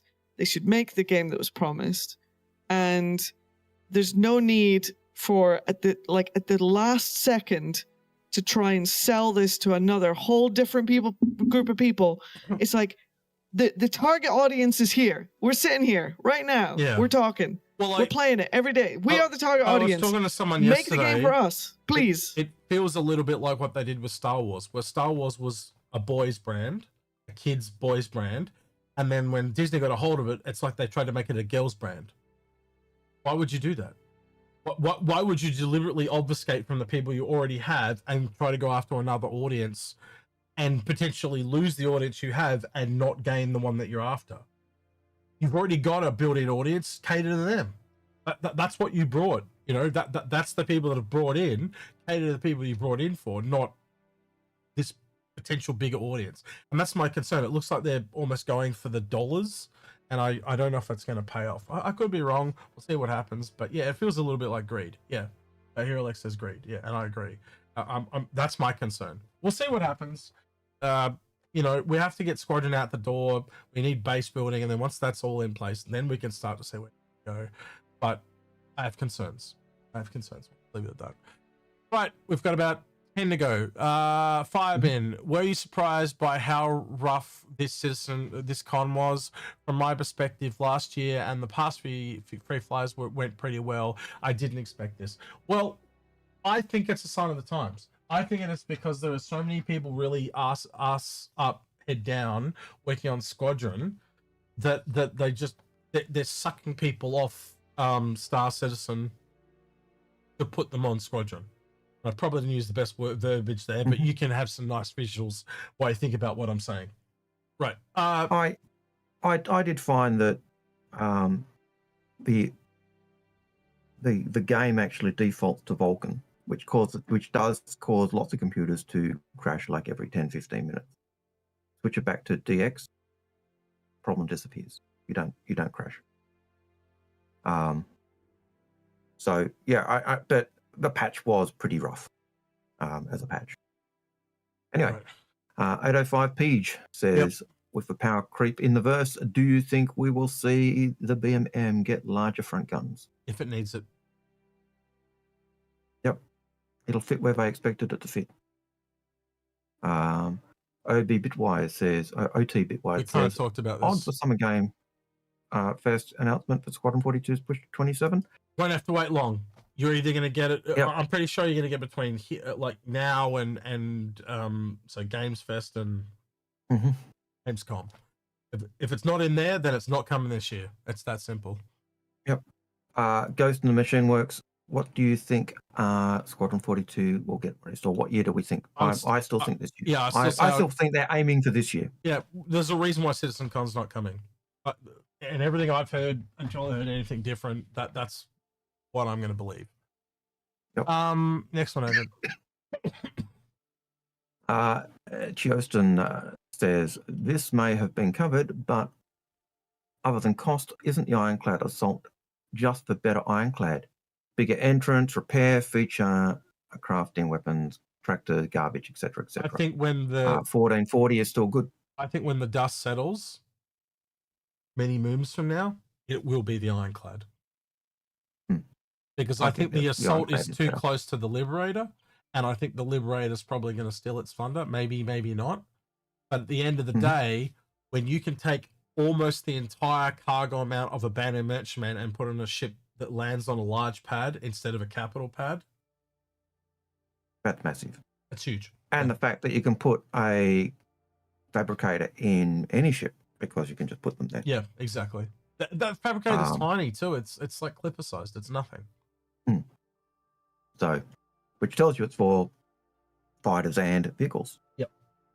Wait, did you mention the Clipper? Okay, Rabbit Zero. Can I say the Clipper is amazing? Can we just have a moment and chat for the Clipper? Yep. Can we get some Clipper love in the chat? Let's go. Anyway, just wait. Love the Clipper. Expat till they fuck that and make the variants, because you've got a rude shock if you think this variant's not coming for that. It's exactly like the car. Oh. Go look at the engines and how all the engines piece together. You can see on the back they're going to do different engine configurations. Best ship, in my opinion, best ship. Yeah. In the last like 2 years, Clipper. Would you like a 400i Clipper, a 400 FFF? You know, they mentioned 400i Clipper. So we've named it really weirdly, but basically. They've said there's another generalist coming, and we think it's going to be like a 400i variant, and we've named it 455 F. Yeah, we just keep using F. So you've got 4 and you've got 5. They both start with F, and then it's obviously not like, you know how they have like C and P and different letters. So you'd make it F for fabricator. So it's the 455F or the 445F. Yeah, it's just being fuckwits. Yeah. Anyway. Clipper with size 5s, Clipper with this, Clipper with that. I mean, whatever, man. I mean, like, you know, they're gonna do their variants. I mean, it is what it is. PD, do you fly the Clipper? Did you ever get in it, PD? I don't like them. They look like bins with wings. There you go. They're 100% going to have a bounty hunting variant when bounty hunting comes out. Like, it's so obvious because it's a lot like the slave ship from Boba Fett. And I think the other one, the one that I talked about a lot, was like a gas miner, and they'll call it like the driller or something. I just can't not see that being a thing, because of the whole unique vertical look of how that ship sits. It's just primed to land on a geyser, because they talked about landing on geysers years ago, didn't they, Algared? And essentially capping it. And that was a way you could collect gas off of planets, as opposed to the Starfarer that literally went into gas giants and collected out of gas giants. And if you've got gas giants, you've got to assume you can do a similar thing in literal nebulas. So you need gas and liquid collectors in different areas. And I just can't see it not being a thing eventually.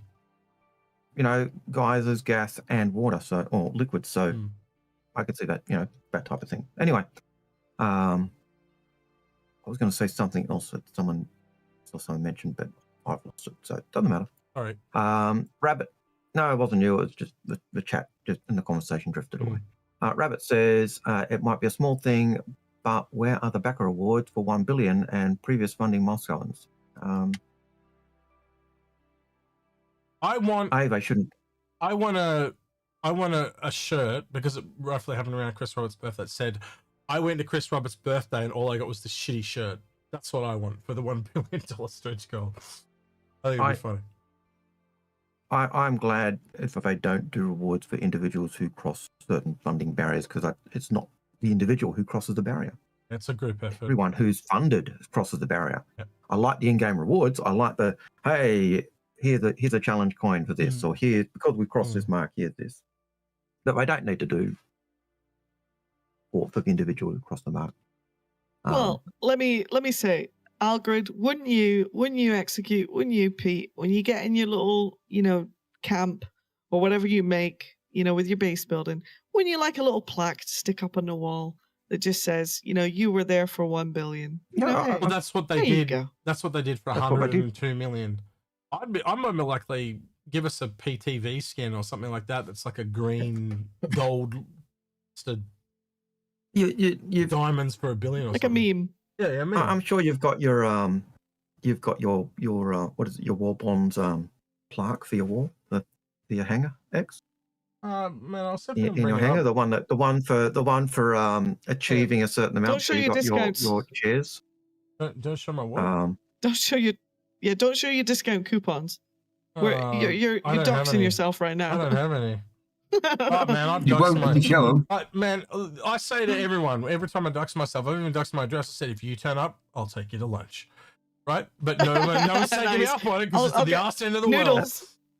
world. No, That's right. You've got the far end of the world. No. I'll take you to Macca's or KFC or something like that. Right out here is a takeout strip. Like A literally. good date. There's A good date then. That's a noodle shop. That is a hair salon, and then 2 doors down is KFC, and they're building a McDonald's down the other end of the street now that'll be ready by the Christmas time. So we've got everything So here. change your diet. Yeah, I got everything. I've got Indian restaurants, I've got Chinese noodles, I've got what else is there? There's a Subway out there. There's 2 different pizza joints. There's also Domino's and Hungry Jack's, but there's also some other like local pizza places. A whole bunch of shit out It's just there. like an advertisement for Tasmania. Go to Tasmania today No, it's for a mac and cheese and a Subway. That's right. It's just my suburbs take a shit. Now, what the fuck was I doing before I got distracted by You were looking for the plaque. You were trying to or look at a reward. plaque in a hangar, and Yeah. I'm warning you not to show people your discount code. I don't Your have little any discount I don't sub have any codes or discount whatever. codes. Fine. Oh, you don't sub? Oh, okay. No. Why would I give them more money that they don't need? When was it, Algared? How long ago was this? I'm gonna have to go all the way back. I think it was aren't I? 100 mil, give or take. Let's just go back to the beginning. Oh shit! I gotta do the top one because the bottom one's broken. Right now.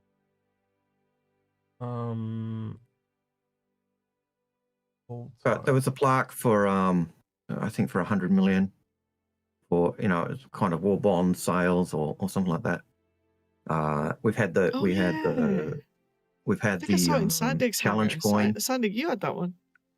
Yeah. Sorry? Yeah, Sandig would have it. I think the real Sandig had one. I think I saw it. Yeah. Yeah, he'd have it. Because Yeah. it was given to anyone who'd been a backer back then. You got your challenge coins as one way back in the day. Okay, it's not loading properly. Slowly loads the next page every time. All right, we're up to. Well, there's a $200 Oh, million there we go. coin. That's them. There's the shirts.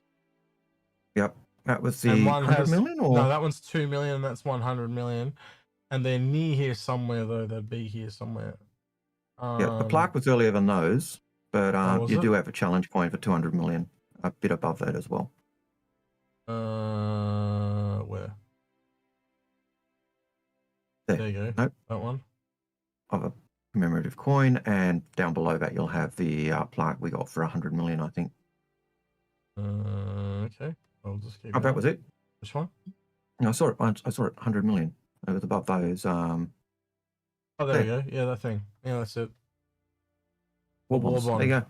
Yeah. We got a war bond plaque. About 100 mil. And you can put that up in your hangar and stuff. Hangar. And So we've got so much useless shit over So, yeah. the years. Anyway. Useless. Listen, that's not going to be useless shit because I'm going to come into your houses. Algared, I'm going to be walking into your base execute, Sandig's base. I was looking at his hangar going, I'm going to hate you. I'm going to hate you so much. I'm going to be walking in and I'm going to see all these cosmetics that's okay. I'll give you a that I card don't price have. of what you asked with. So the chicks dig it. That's what you're saying. Wow, we've got some pull out. Wow. We Come love see my plaque, when it baby. comes- Come see my base building. plaque. Yeah. Woo! Dude, base building Yeah. is going to be my jam. I'm going to be decorating that stuff all the time. Yeah. And I'm going to go into so many people's bases to see all these things. I'm like, oh, I don't have that. Oh, I don't have that. Oh, God. Oh, what about the a Patron of the Arts Award? There you go. That's another one we got. What was The Christmas the wreath. Christmas wreath? That's another one. There's one that's I haven't seen in a while. There's the old PAX trophy we got Algared for PAX. Yep. all the Yeah, way we got back the in trophies as well. This back is a back good then. one. And the the towel. The towel's a great one. Oh, Yep. that's going to kill me. I'm going to see that towel in somebody's house. That's going to kill me. Yeah. Yeah. I got all the fish tanks. And you can all the give it fish to tanks for free. Oh, the fish. Oh, so my God, this the was- fish I don't have. So this was all back when they were testing the store. They gave us all these credits for free and said, just go buy these items to see if the store works. Yeah, and so we all got free fish tanks and shit like that. And Yeah. Yep. But this is Yep. shit even Algared doesn't have. The repair bot and the mission Yeah, disc. I don't have a repair bot. So they've got to ship a disc to my house with the missions on it when I can just download it. What the fuck? Like just put it on a USB stick or something like that. Like, just, Yep. Yeah. This is Yep. this is a big one though. Free hangar fees on starting planet, so I'll never have to pay for the hangar fees on whatever planet I start on. That's massive. Really huge. Yep. That's probably one of the best ones I've ever got. Yeah. Yep. All right. I also noticed, and yeah. Anyway, we're going back to those. Yeah. questions. Well, we're Mission already almost half an 1996. hour past where we're meant to end. So yeah. So we've only got a few left. Yeah. Mission 1996 says, how do you think GTA 6 will impact CIG's decision related to Squadron 42's release? It will have an impact. Yeah. They're scared of it. They've mentioned they're scared of it. You know, and it's, Yeah, I think it's they're more the keeping an eye on market. it. Yeah, they're keeping an eye on it. But again, I think they are fundamentally a little bit different games. Yep. One's on PC, one's on Oh. console. It is a they're media still black concerned. hole that they cannot Yeah. be stuck in. That's It will be a basically. media black hole, and they And have to get away from it. And that's the concern. Yeah, it's not the game. that's why they'll- It's the marketing window. Yeah, and that's why possibly that games award will be where they drop, because anything that draws attention, anything they can put attention on is something they'll possibly look at. So, Rabbit has a question. Mhm. Inforunners, would CIG let content creators interview devs with a pre-approved set of questions? It would take some effort away from Jared and his team, but would still give community more communication. They have. It'd be nice back in the day, but there were certain content creators that killed interviews. I was known for interviews way back when, as was Batgirl. She did a thing with Ben once a week. And then Ben or Sandy, yeah, she used to get them quite regularly. Yeah, and certain content creators just killed that.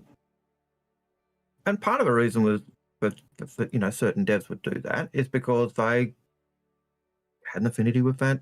And they like that person. That content creator, they like that person. You know, they like the show, they like the person, so they did it. We have managed to get Sandy here, and we basically said these are the types of questions we'll ask. If you want us to kill anything, we will. Yeah, we preloaded all the questions. We didn't want it. We didn't want it to be. And we, put out or but anything. we did the discussion, and we did the same when we met with Ben and John, and when we had lunch with Sandy as well. We've had Paul, not Paul. On Paul's channel, we had Dave Haddock. Yeah, the same thing. We'll only talk about things we don't want to go beyond what you can talk about. I'd love to be able to do interviews again. I'd love to go up to Ben and John and do like a Skype call type thing and just pick their brain and ask them some questions. And I'd even go to the community and say, give me good questions. I wouldn't, and if I can answer the question myself, I'm sorry, but it's not a good question. I want a question that I can't answer. Right? That's a good question. How many fucking Bengals fit inside the banana or whatever the fuck ship? You get what I'm trying to say? Like, no one gives a fuck. You can work all that shit out and it doesn't really matter. Wait to release. But what does this ship do and what does this mean for the future of the game and all those things that have follow-on things? Like, now you've got the modular system. Why have you gone down the route of making ships cheaper and quicker rather than just making them better and faster? They're the type of questions I'd like to ask, unless they decide to reach out and want to do that. And they've always been reluctant to do that because to them, it's like they're playing favorites. And I think back to the, when they tried to bring that host on from Big Brother and he just got massive backlash. I think if you were going to bring people on, you would have to do multiple hosts in multiple countries. And the way I said it to someone the other day was, you remember Power Rangers, Pete? You remember Power Rangers, Pete? Go Power Rangers! Do you remember how that was localized? Yeah, where they basically swapped all the fight scenes were original one takes from Japan, and then they swapped out the acting for local people. Yeah. So Jared just films a segment and asks the questions, but doesn't have his voice there or anything. And then the localized host can speak in, say they're from China. You could have a couple of hosts from China, and they just use the footage. So it's like you know how Jared talks at the start and then he palms it off. That. Yeah. So you can have a couple of Chinese guys or a Spanish guy or an Australian guy, French, whatever, and then it's palmed off. That's how they should be doing it, in my personal opinion. And then it's not just but you can't do that because it create the best thing they've done recently is Atmo Esports, and they go live because they get to meet the community. You just said they can't do that. Tell me why they can't do that. Translation errors. Because it's no. It's the thing is like, okay, are you going to watch me, right, ask the same question because everyone knows it's the same question because it's the same answer, and then what? Then it's going to be me, it's going to be Pete, it's going to be someone else, it's going to be someone else. It's just, you're just talking about an ICL at that point, right? And Inside Star Citizen. Like, we might as well just watch that. I'm because talking, everyone asking the same question. The question didn't change. No, I'm also talking about localizing it to languages and areas around the world. So you're getting it in your own language and you're getting your own hosts. Yeah, but YouTube does that automatically. But that would be a paid person that isn't on Twitch, isn't on YouTube, isn't, you know what I mean? Yep. Like, it would have to be like that. I don't think you could grab a content creator and do it, because as soon as you grab any content creator, I don't care how popular there are going to be people that are against that content creator, no matter who it was. So it's not about that. It just doesn't make sense for them to alienate. You know, I mean, it doesn't make sense for them to do that. Like, in a marketing perspective, ideally, it's just somebody from outside. And just get Henry Cavill in to sit there and have a really nerdy chit chat. Somebody who's respected in, you know, the gaming. Have a really nerdy chit chat with Chris Roberts. It'd be great. I would worry for Henry Cavill's safety if they sent Jared to interview him. I would worry. Yeah. All right. Next question, Algared. Schultz. He's know nothing. Did you guys already see Paul's video about the potential for yet another Squadron 42 delay? I talked to him directly yesterday when he was talking about it in chat, and I'm sure I'll talk to him more about it tomorrow. So yeah. I don't want to go in loaded. Yep. Randy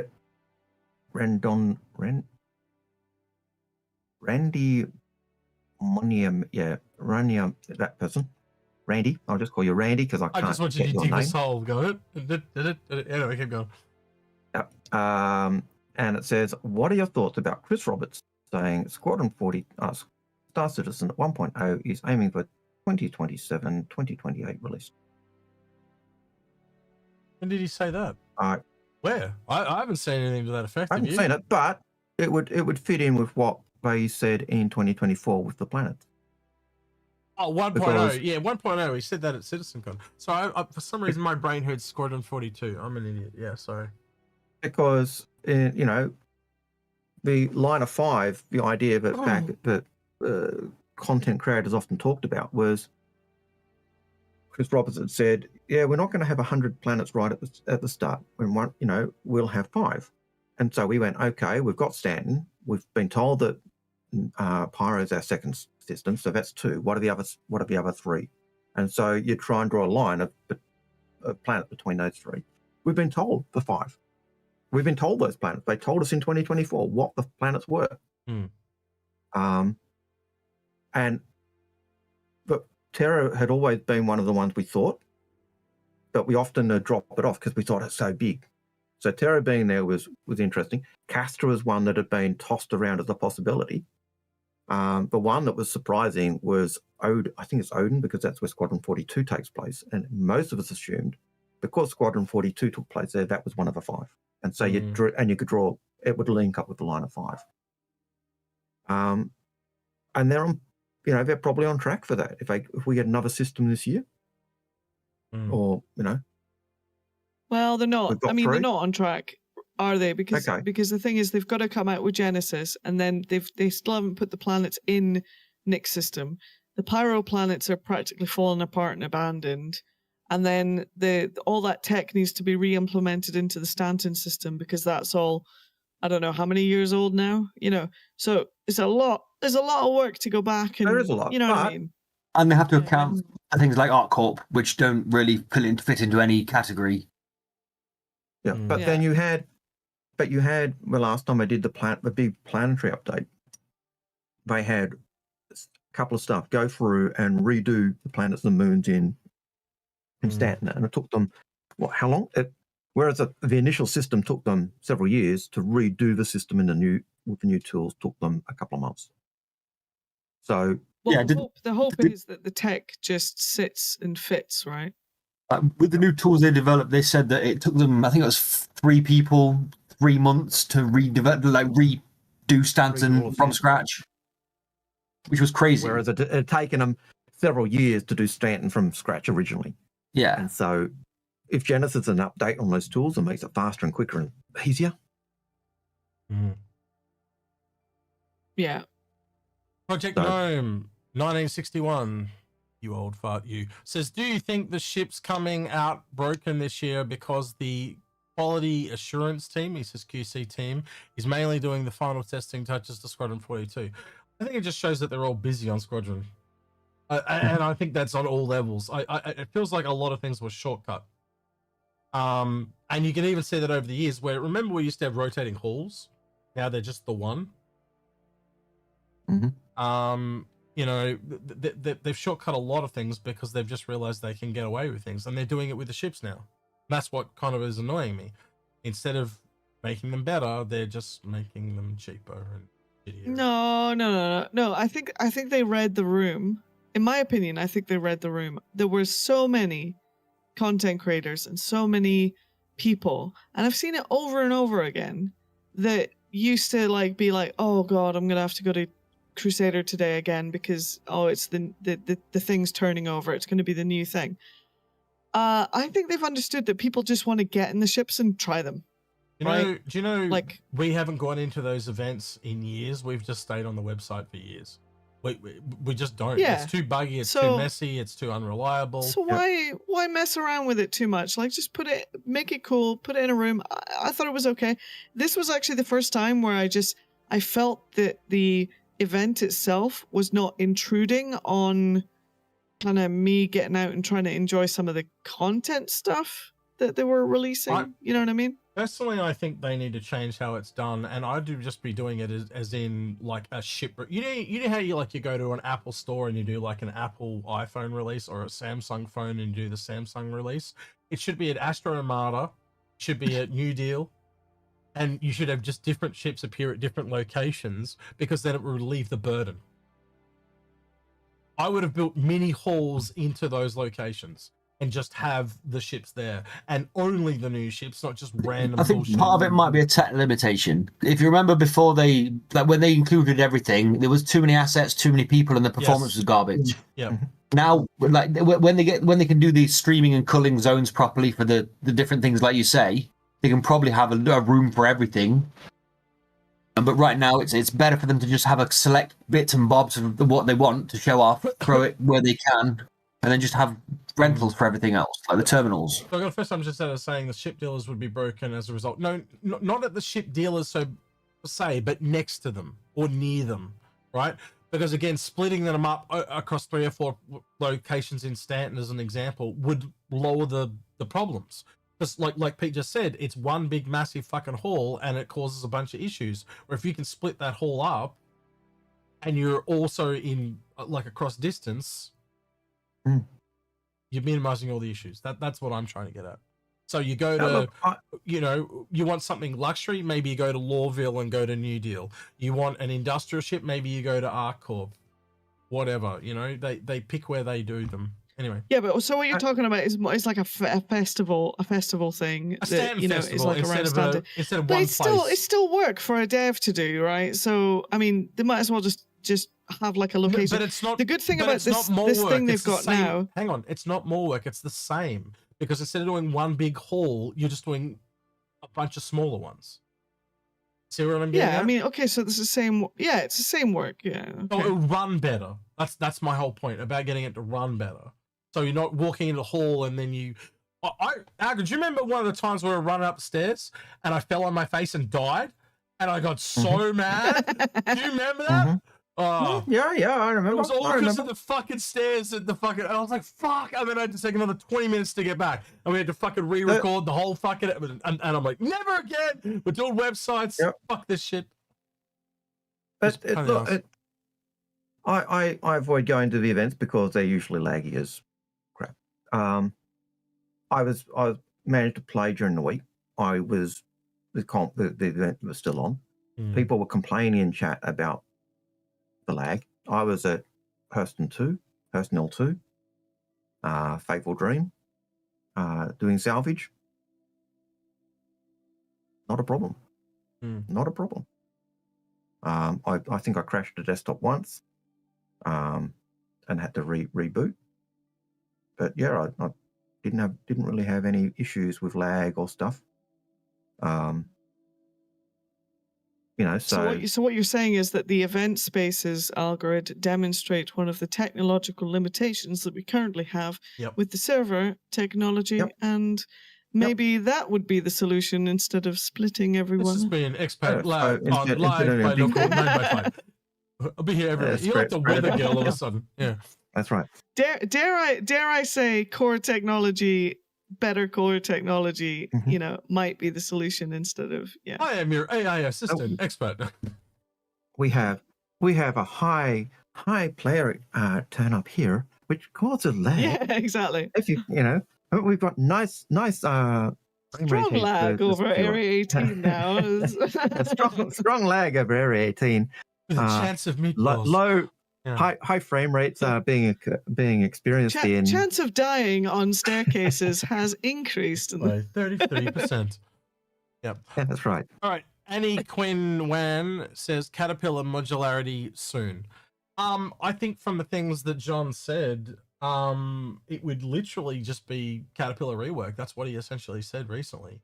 So yes, but not in the direct way you're thinking. I tend to think.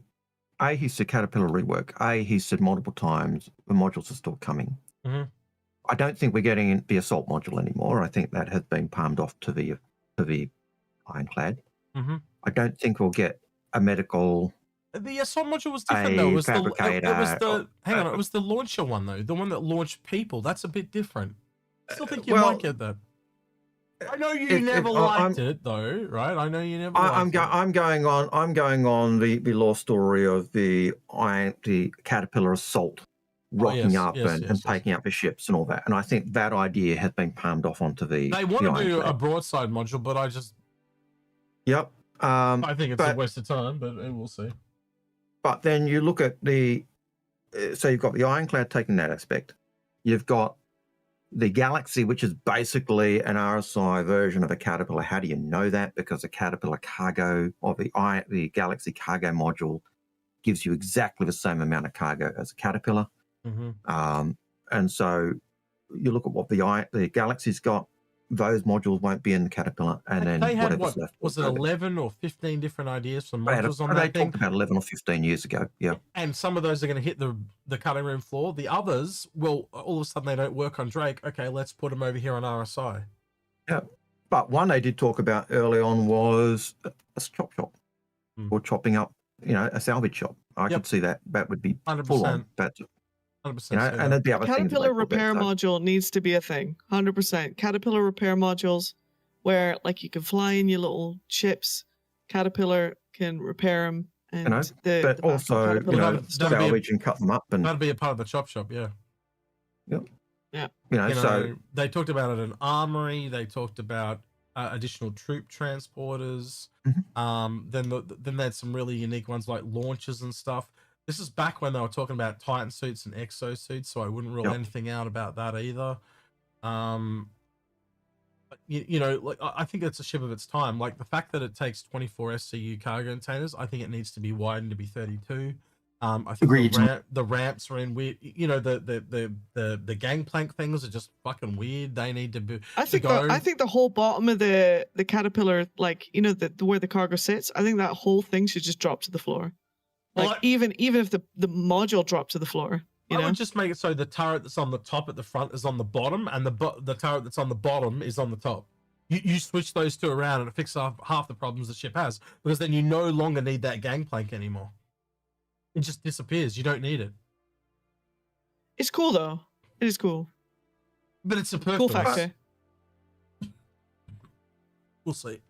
But the other thing with the Caterpillar's modules is, and I'm pretty certain most people keep forgetting this, is that each of those is a sealed unit. If they've got their own atmosphere, they've got their own battery power. So yeah, that was always a thing with them. So you could actually change the atmosphere or the environment in each of those modules. So you could have refrigerated, heated. They're fully self-contained modular units, basically. Which was Put always windows on the side of it. I'll stick a little house in it and fly about in a Caterpillar. Easy. Yep. Well, one of the things in Squadron was meant to be a slaver variant, where they had all these pods on it, and it was just all slave transport. You know it exists. Yep. That's an emission in Star Citizen right now. Yep. And the last question is from Rashi Raider, who says, do you think we will be seeing any measurement update this Alien Week? I hope not. I can't see why. Maybe if they want to give us an update of where things are at, maybe. It has been a little bit between drinks. I don't think there's anything really new. They'll tell us when they started, I reckon, but that'll probably be it. And I'm happy for them not to, because that kind of starts locking them into where they're going. Yeah. And I want them, I want it to be the best that it can be. Yeah. So I'm always happy when I don't get my big ships or my ships until late, because it generally means they are better. Once they figure out the shop system for base building and like how people will sell things, player trading, the player marketplace, the social features, blah, blah, blah, then you'll have a better idea of what needs to be in the Vanu Merchantman, where it needs to be, how big does it need to be, what are the systems that need to be in place inside of it for that system to work. Right now we've got freight elevators, and we've got kind of like a way of like buying things with some UI, like quick buy and all this kind of stuff. They need to have the ability for players to own things and switch ownership of those items between a player. All of these things need to be in place, right? So it's there's a lot of core technology that is missing, and you'd want to understand all of that before you considered the layout of the ship, hopefully. Now, Spicy said in YouTube chat, I think it was, that there was a Banu sneak peek recently. That knife thing. He was talking about that knifey thing, but that didn't necessarily say it was a Banu merchant. Was there a sneak peek this week? No one linked it. No one said anything. I'm going to check my email. No, so I thought someone said earlier a sneak peek. Something we could talk about when we were saying we don't have anything to talk about, but then we had Pete join us, and that conversation just went for. Here we go. Yeah, Expat does look. She's. That's awesome. Go. Weapon. This is weapons down.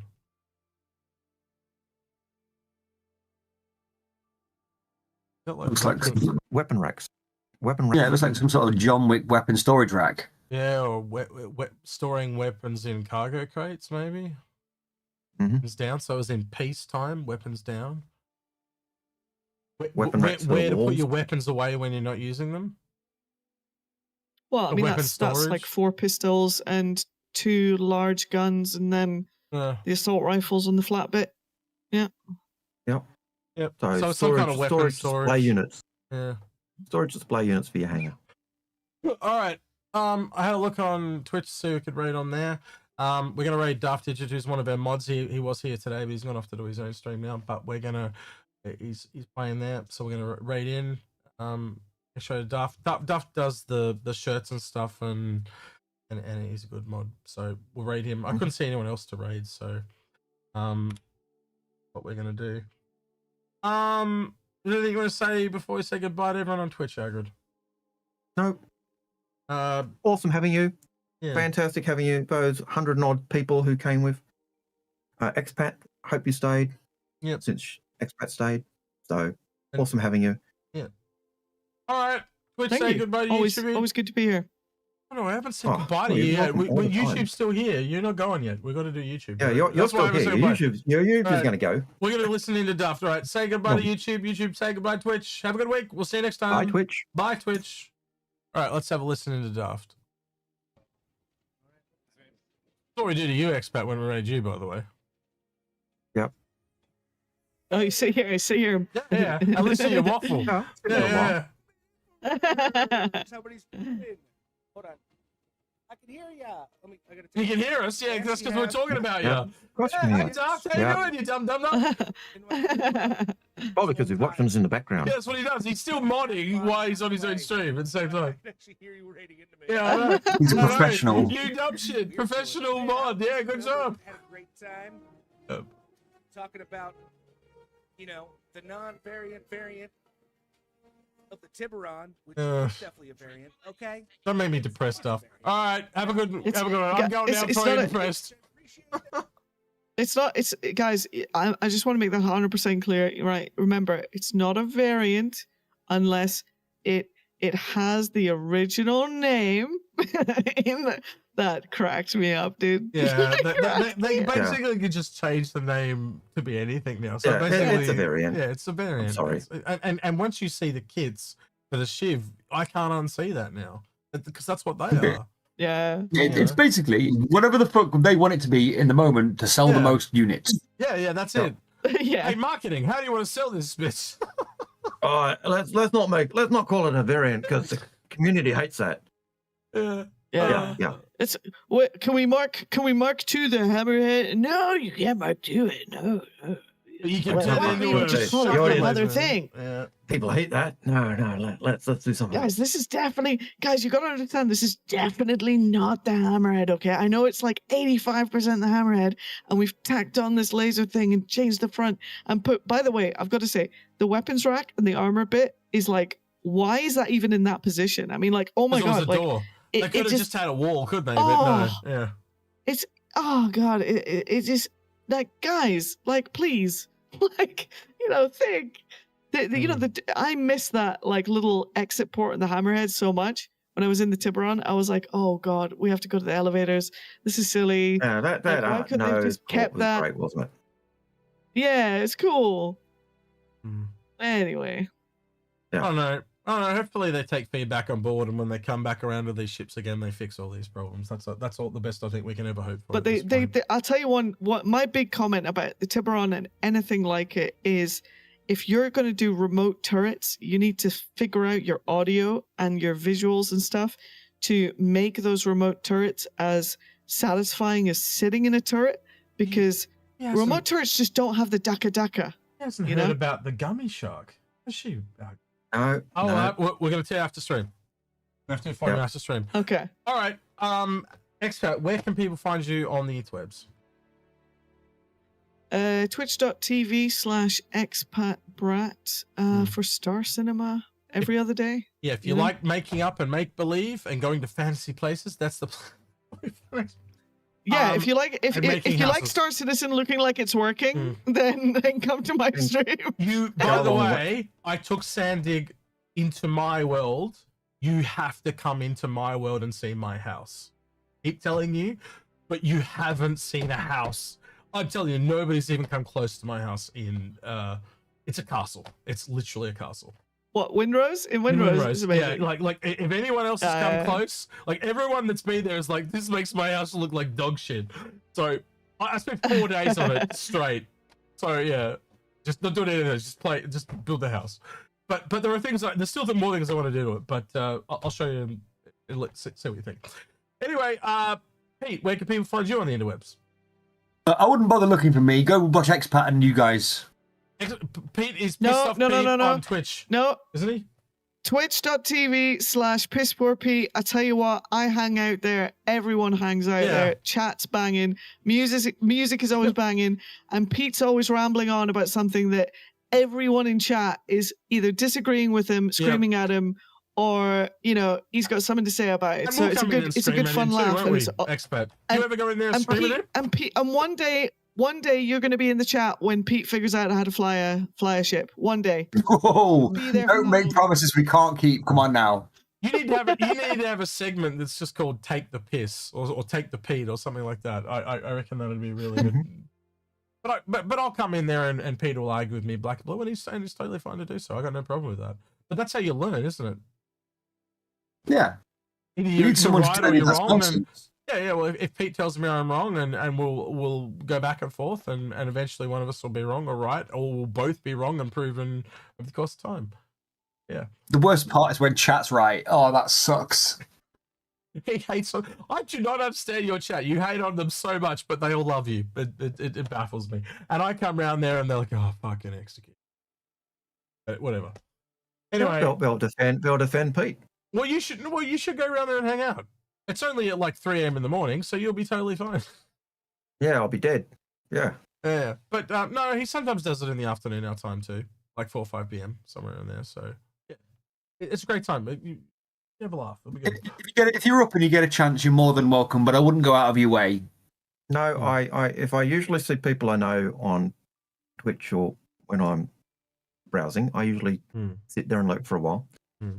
But all right, well, we got an extra hour today, Algared. We're 4 minutes off 4 hours, which means we were almost an hour over time. So that's way longer than normal. That's where we stopped after it. And I actually feel better. I don't feel grumpy. Considering we were feeling. I felt well. Oh, there you go. Well, I feel better. I just sometimes hanging a few friends around, bit of a pick me up. That's what Execute needs. Bit of socialization. All right, with that then. Expat Pete, that's why you're valued. Yeah. Don't forget to like, subscribe, Yay. ring the notification bell, and thank you to everyone that went a smile at Patreon at the end of the video. We'll see you guys next week. As I did mention and alluded to earlier, Aaron and I did do the Ironclad. We've got to go back and sadly do the Tiburon. And you can kind of tell how they're going to go, but we'll release those both next week. You'll probably get the Ironclad on Tuesday, and this is in the up over. Wait, so it would be the Monday and Wednesday for the up overers. For the down underers, it'll be Tuesday, Thursday. Yep. That's the plan.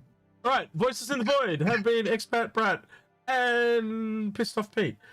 He's been Algared. He's been Execute. We're out of here. Take care. See you, citizens. Say goodbye, guys. Bye. Bye, guys.